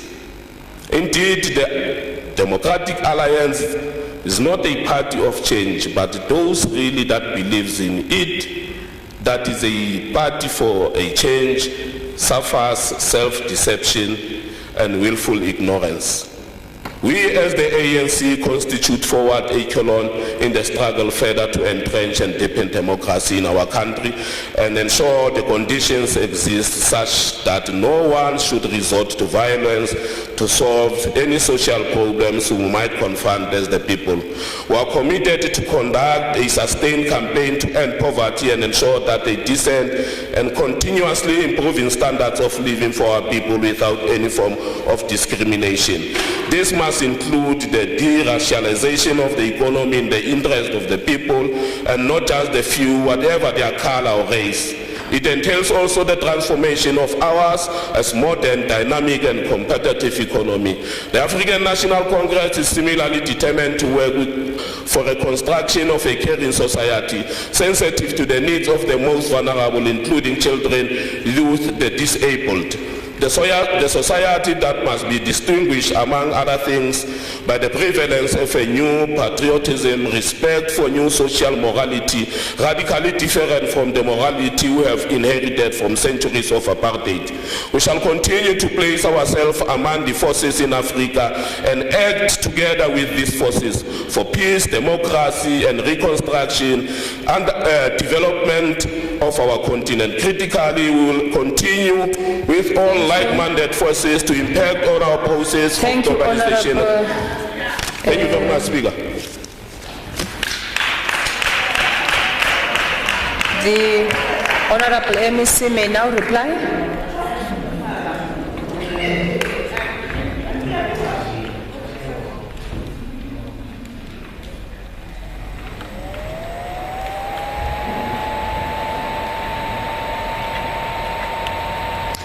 Honourable Speaker, I've got 10 minutes, I'll have to rush. Members of the Provincial Legislature, the House at large, the people of the Free State, good day. I'm going to go directly into responses based on this debate, Honourable Speaker, but before I start, I'd like to be clear that our President, His Excellency Cyril Ramaphosa, during the State of the Nation address and our Premier during her State of the Province address, provided us with direct, concise instructions, and that then aligned to this action plan that our MECs will present in their budget votes. But I want to state, Honourable Speaker, through you, this EXCO and this ANC-led government provided and we put together a great budget, right? We put together such a great budget that the premise of these debates are non-functional. So, siyasebenza, my comrades. We're busy, huh? We are busy. Honourable Miko. Honourable MEC, I just want to say, don't confine yourself in that 10 minutes. There is no time limited to your reply. Wonderful. I can. Thank you, Honourable Speaker. I can relax. I can go back to my notes. Honourable Miko, let me start with your exceptional overview and economic analysis that many people grapple with. You made it very clear. You made it easy to understand today. And thank you for the role that you and your team play in conceptualizing the economic concepts in the correlation to our complicated work that we do in putting into this budget in rands and cents and how that relates to outcomes, action plans and programs that we deal from an ANC policy perspective into our government work. Thank you very, very much for that. We can't over-express that we are concerned about the rise in our debt to GDP over the past couple of years, but it also talks to the thinking of our ANC government that service delivery must come first, despite revenue dropping, despite the pandemic, despite the function of the rands and cents moving around in our provincial and rural economies that have dropped. The ANC-led government is saying, let us borrow so that we can ensure service delivery still happens, that we can ensure that money flow within our economies are still happening. So, yes, although our expenditure is much greater to our revenue at 15.7%, our focus and our goal is absolutely to deal with closing that gap. And I think part of the work that we're doing at this EXCO is doing is we've got a structure in place, a team that is built to deal with revenue enhancement functions, and being able to look at innovative solutions to push revenue growth within our province.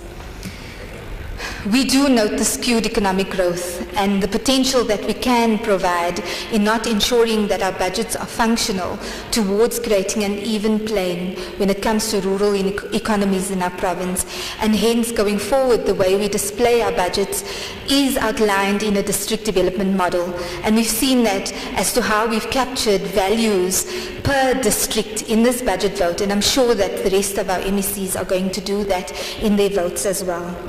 MEC Mohale, I think your integrated economic bill really places impetus on the job creation and the job drivers that we want to explore, and that shows that this is how fast we act in terms of determining function of policy, regulation and legislation, and how easily we're able to implement. We just spoke about job drivers, and there is a bill that's presented to this province for the public to participate in and really push the change in the way we deal with rural economies in our province.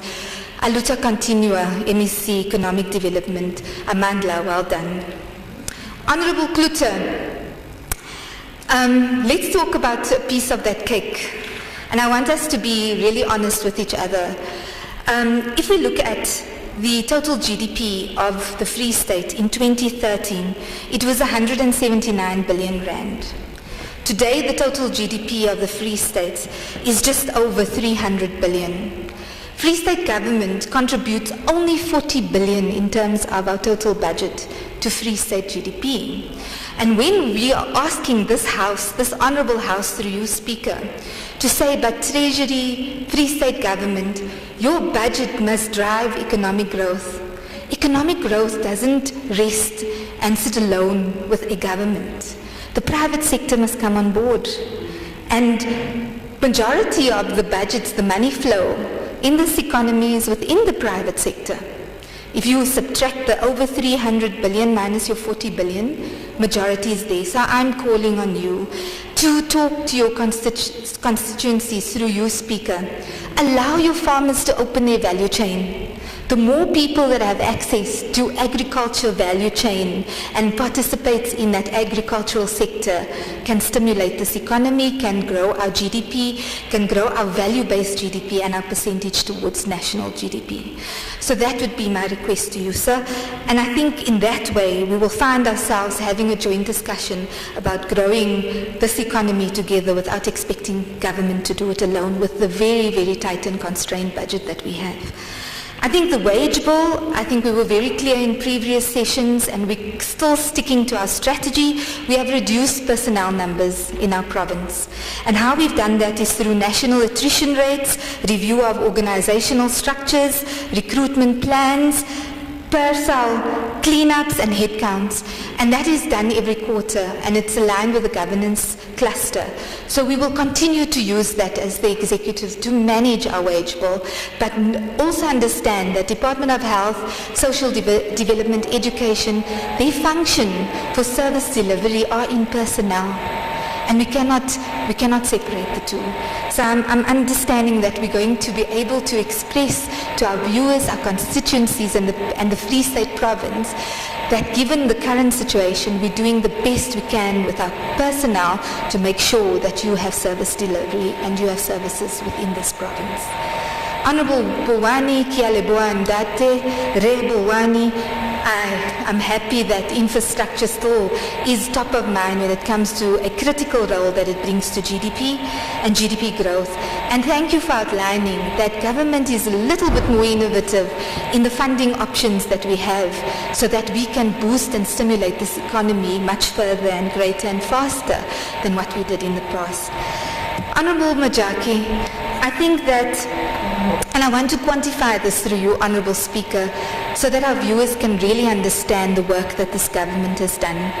That 65, let's start with provincial roads. The 45 million that was surrendered back to national.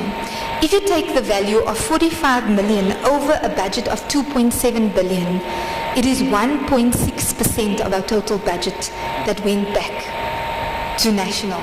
I'm not condoning it. I'm saying that we must protect every rand and cent that we have in the province. But I'm saying that the work that needed to be done is 1.6% of its surrendering back to other provinces.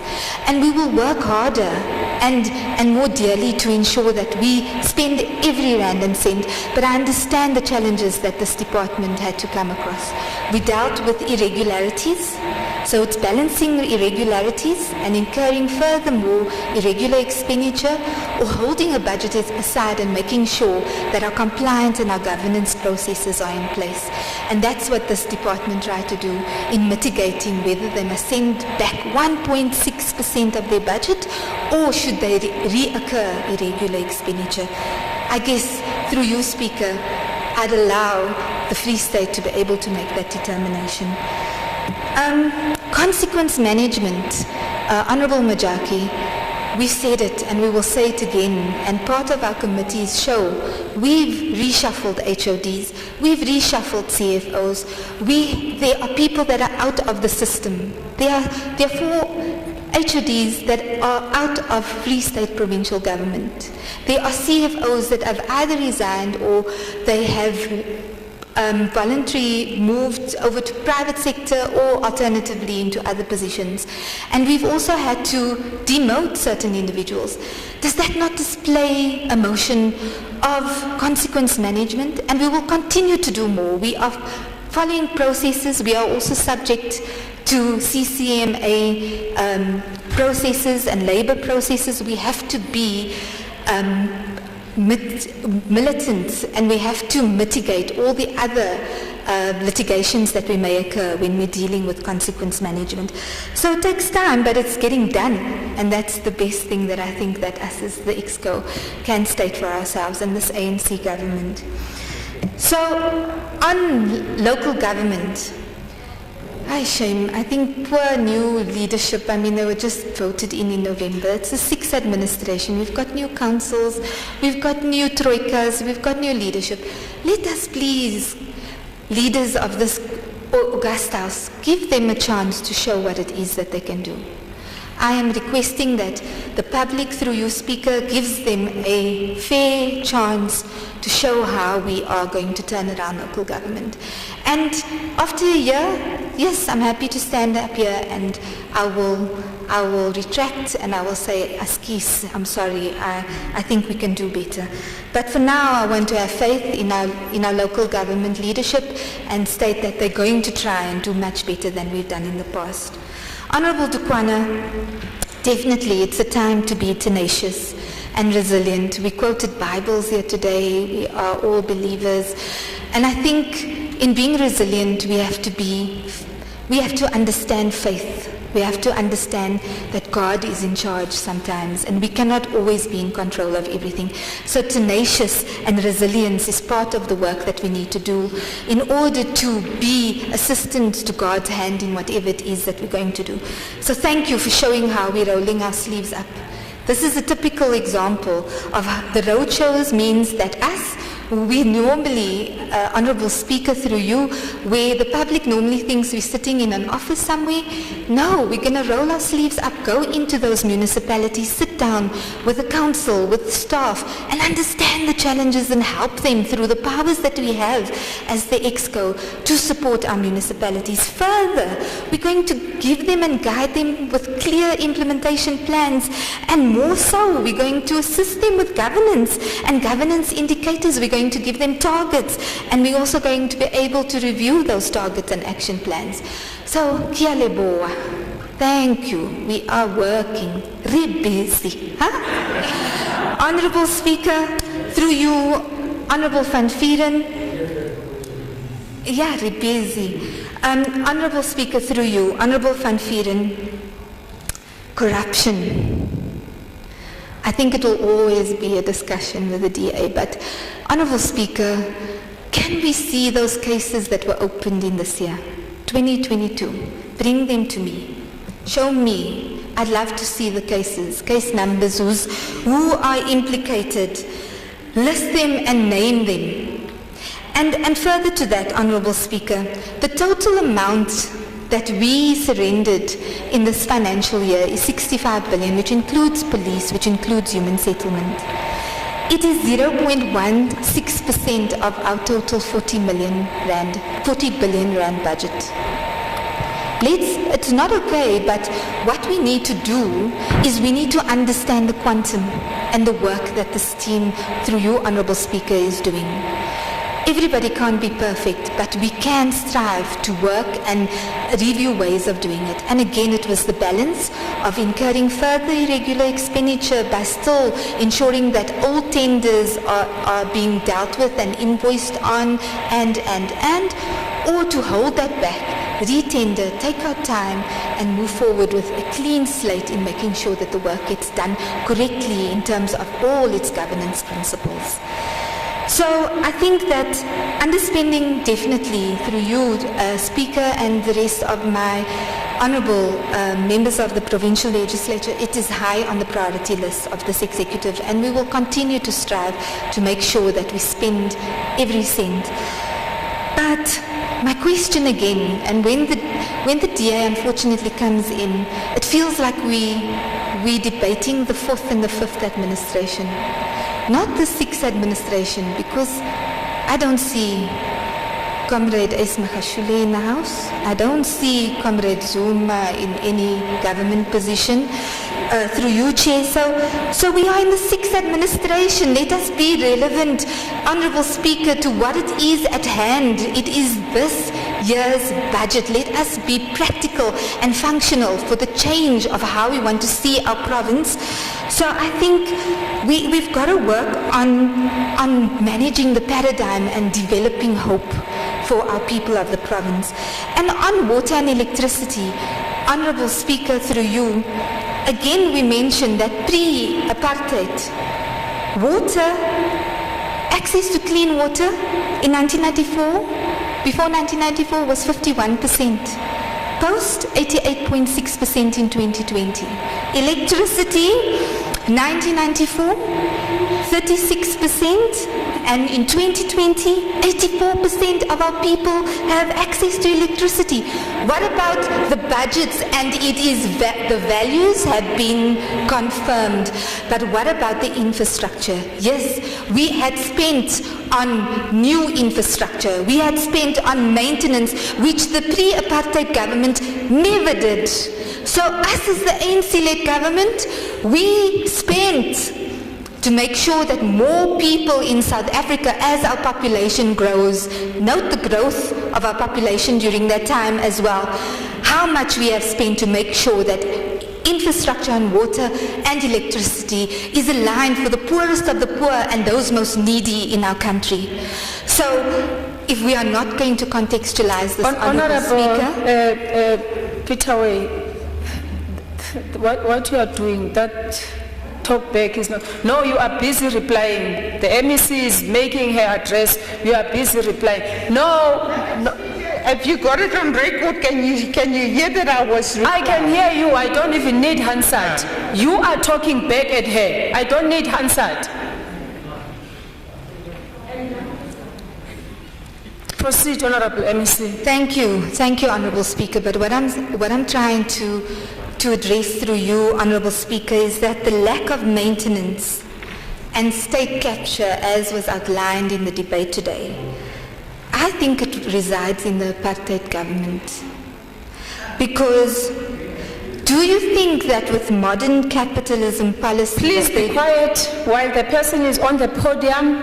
If you want to raise something, put up your hand so that you can speak properly, either through a point of order or of privilege. Other than that, the very same way people allow you to present and say whatever you want to do on the podium, allow them to speak.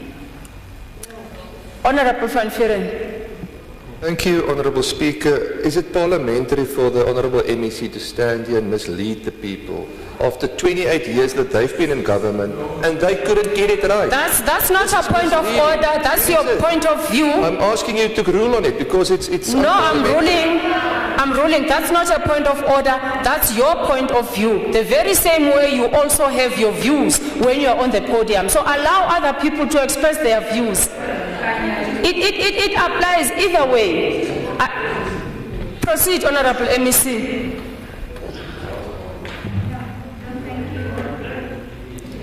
Thank you, Honourable Speaker. So I was requesting to understand, do you think that with modern capitalism policy that the DA unfolds, will it change? Honourable Speaker, if we're asking about misleading our people in the province, you know, we spoke again about the Bible, and we quoted the Bible. God will also remember when we are telling lies, Honourable Speaker, in this Honourable House. And Honourable Speaker, I will tell you why I'm saying so, Honourable Speaker. I'm saying so because... Please pause, Honourable MEC. Honourable MEC Mahasi.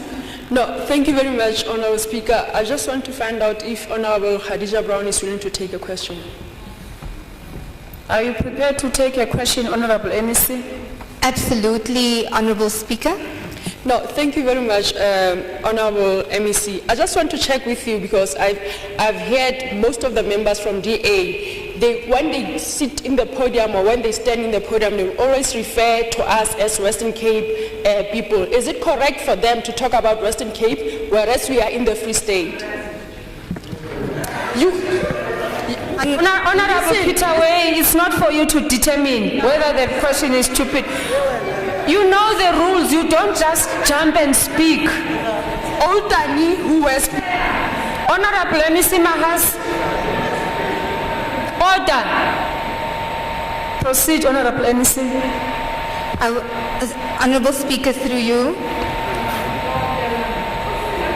Honorable Chief Whip. Speaker, Hi, Honorable MEC. Speaker, it is unparliamentary and brings the decorum of the House in disrepute to refer to another member as stupid. We want you to rule on that.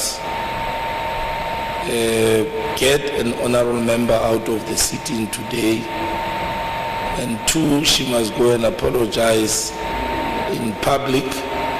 We want to see it in the media. Thank you.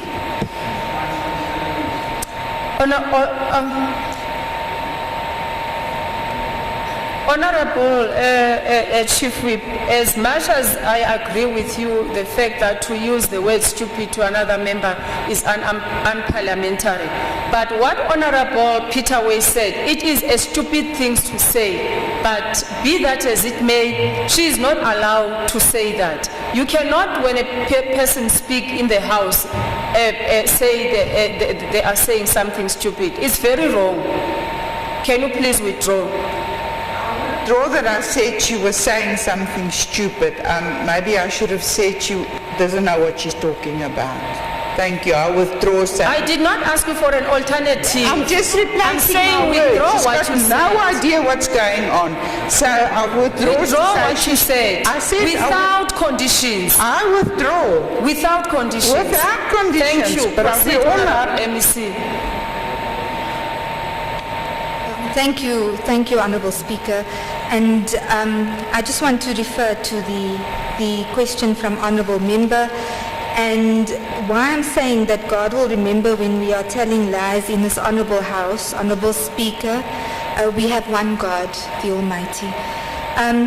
I'll tell you why, Honourable Speaker. When we talk about water and irrigation and natural resources in the Western Cape, did the DA team through this Honourable House talk about the typhoid fever in the Western Cape on the 21st of February in the News 24 reports that was presented through the National Institute of Communicable Diseases? That was a huge topical matter on 21st of February where people got very sick in the Western Cape because of their irrigation and systems for water there. So I think, Honourable Speaker, the CDWs is a national function, and I understand that the Premier and her office acknowledges that it should be transferred to the Department of Cooperative Governance. We are working on that. And I want to also find out, Honourable Speaker, through you, when the DA through Honourable Van Vieren says it's not Destia's business in generating revenue, they must create a conducive environment. Is it because the constituency of Honourable Van Vieren is enjoying the resorts free of charge to do fly fishing, but they must generate revenue, Honourable Speaker. The resorts and the reserves are a tool, an asset that can be economically viable to generate revenue for this province. And when we represent a discussion around the FTC, Honourable Speaker, we are so excited. We join hands with the Honourable MEC Mohale on the new, young board that is just appointed in the FTC and the turnaround strategy that they're presenting to us. We've got complete faith that chairperson is so dynamic and you can see the world to change, and they've offered to say, if we don't do this, I will step down. Thank you for the opportunity. So we are exceptionally excited. Honourable Speaker, really busy. This government is busy. Thank you. So, Honourable Speaker, in terms of municipal debt, this municipal debt comes from post-4th administration, 5th administration, in which some of the members here were party to some of those decisions with the debt of municipalities. And 4th administration, 5th administration, we are now in the 6th administration. This administration is paying current accounts to its municipalities. We've got payment plans in place, and we have reduced that debt from 3.8 billion to 1.6 billion in this very difficult fiscal space. We are working, Honourable Speaker. Honourable Speaker, I'm not sure where Honourable Van Vieren was when I and this honourable membership spoke about our speech, when we presented this bill. Because when we talk about job drivers and the economy, we spoke about land, we spoke about water, we spoke about electricity, we spoke about PPP, public-private partnerships, we spoke about how the function of local government is in driving that economy. We spoke about technology, and guess what? Our spectrum has increased. Cheaper data for everyone in South Africa. Honourable Speaker, we spoke about industrialization, we spoke about infrastructure, we spoke about bringing it into factual rands and cents per district in the district development model. It can never be more clear than that, Honourable Speaker. So I'm not sure where our members were during our budget speech, but we were busy, Honourable Speaker. So, in terms of the current HOD of health and the 2015 matter, I'm not going to address individual issues, Honourable Speaker, but let us be clear. We have to follow a process. The matter is not concluded. The SIU matter in this province is up for review. There is a case pending. It still has to be outlined. Each member has to provide opposing arguments. Allow our judiciary to do their work. And then let us have a discussion about that, Honourable Speaker. So, when you can't debate a budget on facts, rands and cents, we will quote the Bible from here and there. And, you know, Honourable Speaker, in certain instances, Honourable Speaker, organized religion... Order, that applies to everybody, Honourable Peter Way. No, but you are not supposed to converse in the house. That is the main problem. You are not supposed to converse when the person is on the podium. That's why I'm saying order. Proceed. Honourable Speaker, when we can't deal with rands and cents, yes, Quran, Bible, Torah, the Jewish Bible, yes, we can quote biblical terms. It is unfortunate that organized religion in some instances also has scams. Let us beware of that as well. Honourable Speaker, as I conclude this debate today, I'd like to understand why would the opposition parties object to a budget or a bill? How are we going to spend, and how are we going to affect the livelihoods of our people in this province if we're not going to accept a bill? Under these fiscal conditions, it has been tough, and we put the best type of document, researched, well-defined, well-analyzed together. And we're hoping that as a collective, with the same vision and the same mind for prosperity for all in our province, as we build the free state we want, we will take away party politics and really think about the people of our province. Comrade Joe Slovo once said, and I quote, open quote, "Without revolutionary theory, there can be no real revolutionary movement. The movement debates pro-poor policy. Our fiscus, on this fiscus by focusing on the following fundamentals, and that is class struggle and national struggle. Many of our debates further deliberates on the role of our working class in the liberation front and the belief that national domination is linked to capitalism and the acceptance of the goal of a socialist South Africa. But I'd like to, through you, Honourable Speaker, assist by making these complex theories that our comrade Joe Slovo outlined a little bit easy to understand. So in terms of socialism, you have 2 cows, Honourable Speaker, and you give one to your neighbour. And that's part of our ANC and alliance policies, right? Communism, you have 2 cows, the government takes both and gives you milk. And that's part of the EFF and hybrid ANC and alliance policies, right? And then you're looking at capitalism. You have 2 cows, you sell one and buy a male. You multiply your cows and there is economic growth. You sell them, you retire, and you live on your profits. And in some cases, those profits generate revenue and income, and that is hybrid, ANC, and a function of our current mixed economy. Are we not right? But let's talk about modern capitalism. And that is, you have 2 cows. You sell one and buy a male. You multiply your cows and you buy those of your neighbors too. Then your neighbors become your shepherds. And you pay them in very, very little currency, very little money, and then they die poor. Guess whose policy that is? It's the DA policy. And I'm sure, Honorable Speaker, it is the practice with the solar initiative and this irrigation and water meters in the Western Cape. They don't have preferential share options for the workers. They won't create a structure where the workers own that thing. No, they're going to put it in there, make profits, and let the workers do the work, and then they move away. No, Honourable Speaker, in closing, I'd like to thank the Executive Council and through our Premier for your guidance and support in a very, very tough year, very tough economic environment. I'd like to thank the Chairperson of the Public Accounts and Finance Committee for the robust and intense deliberations that we hold. And they too hold us accountable to our constituencies, and they keep that top of mind in planning and implementation. Kia leboa to you and your team. And to the ANC who has deployed all of us into these positions and ensuring that we do our work, it's always just about creating that developmental and capable and ethical state, which is pro-poor, and importantly, as we defend our democracy, we work towards the creation of a national democratic revolution, Honourable Speaker.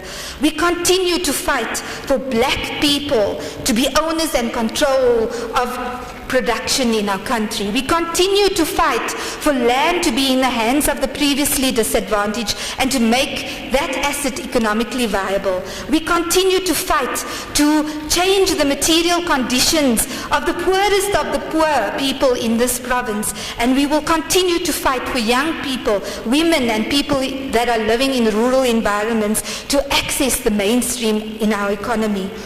We continue to fight to reset our economy, and we will continue to de-racialize our economy, Honourable Speaker.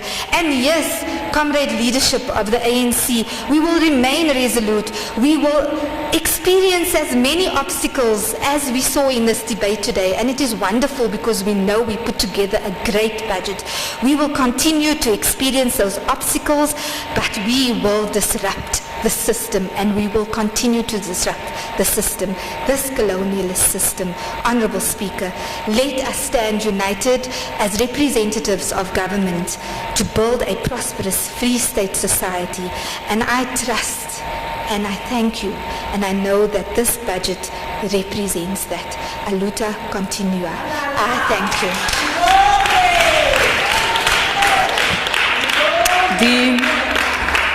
The reply by the Honourable MEC for Finance, Honourable Brown, concludes the general debate on the appropriation bill. Honourable members, let me note the apologies of Honourable Chachau that I've received and Honourable Kleinhans. I received those apologies. Honourable members, another announcement is that the Statistics South Africa is in the House and would like to do their work, count members after the sitting.